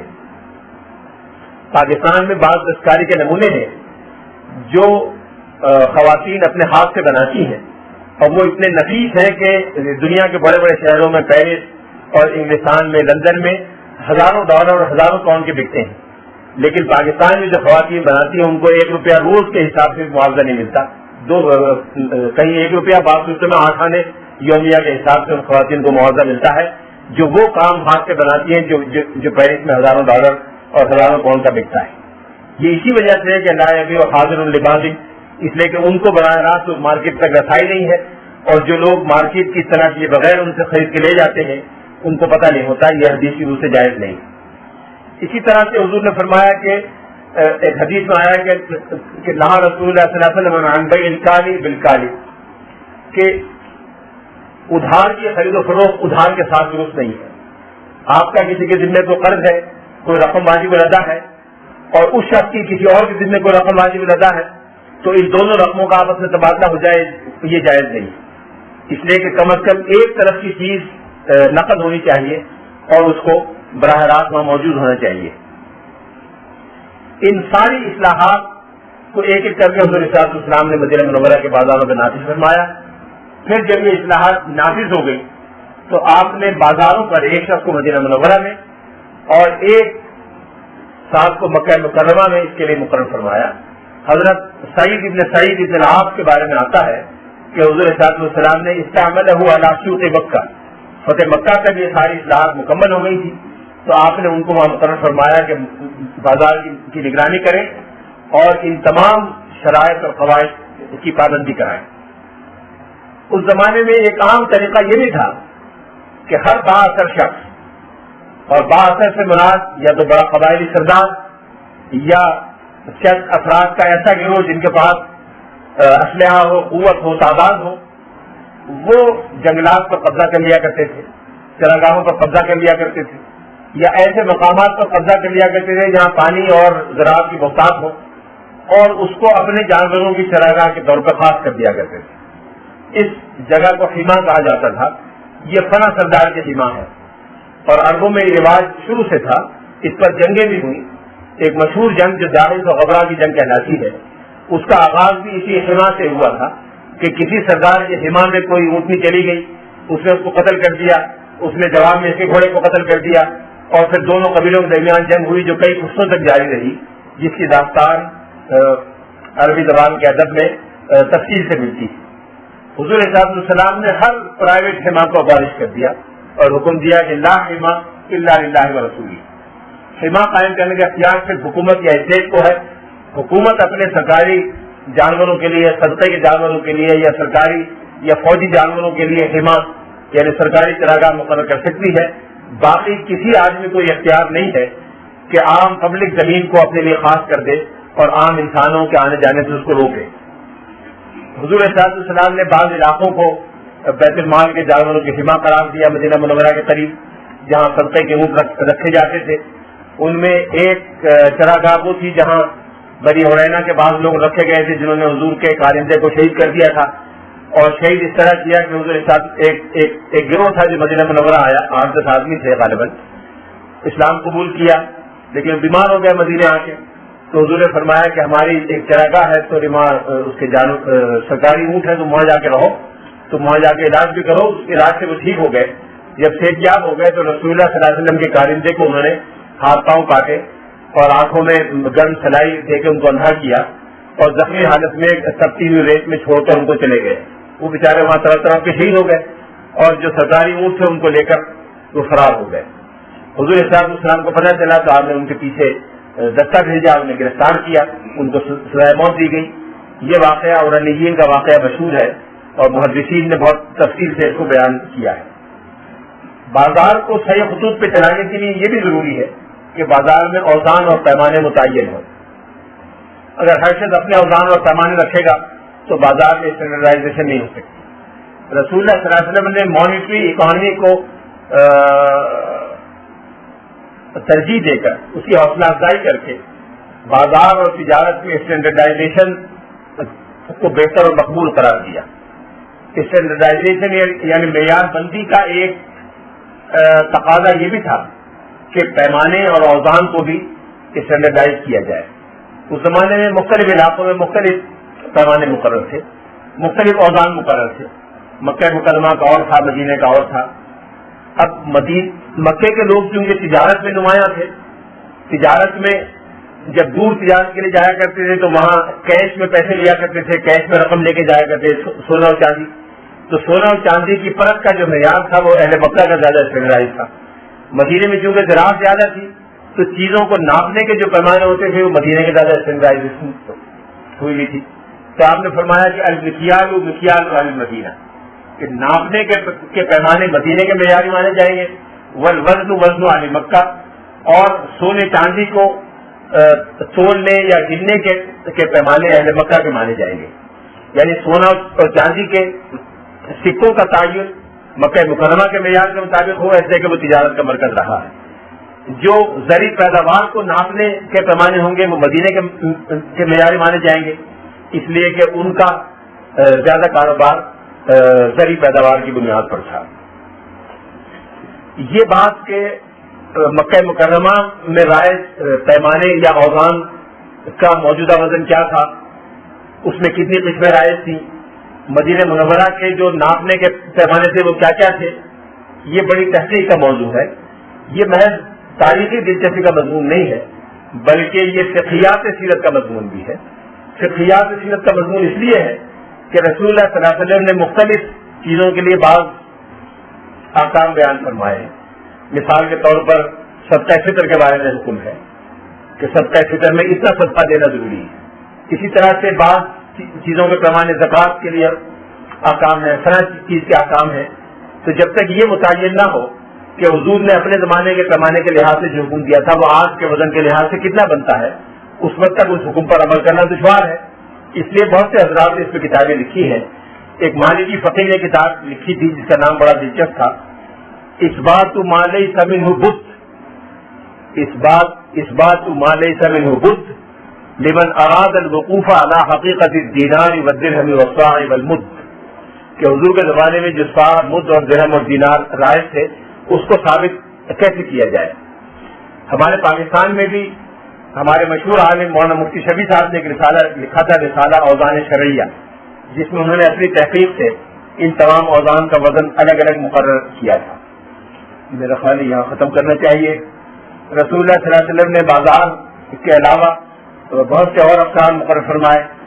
ایک صاحب الاشار مقرر کیا جو تاجروں کے سامان کا اندازہ کر کے ان سے عشر لیا کرتا تھا. ایک صاحب الخراج مقرر فرمایا جو زمین کی پیداوار سے حصہ لیا کرتا تھا. ایک صاحب الجزیہ مقرر فرمایا جو غیر مسلموں سے ٹیکس لیا کرتا تھا. ایک صاحب المساحہ مقرر کیا جو زمین کو اخذ کرتا تھا. ایک عامل زکوٰۃ مقرر فرمایا، کئی صوبوں میں آپ نے مقرر فرمائے. کاتب صدقات الگ مقرر فرمائے. عبداللہ بن رواحہ کی مثال دی جا چکی ہے جو اسسمنٹ کرنے کے لیے خیبر بھیجے گئے تھے.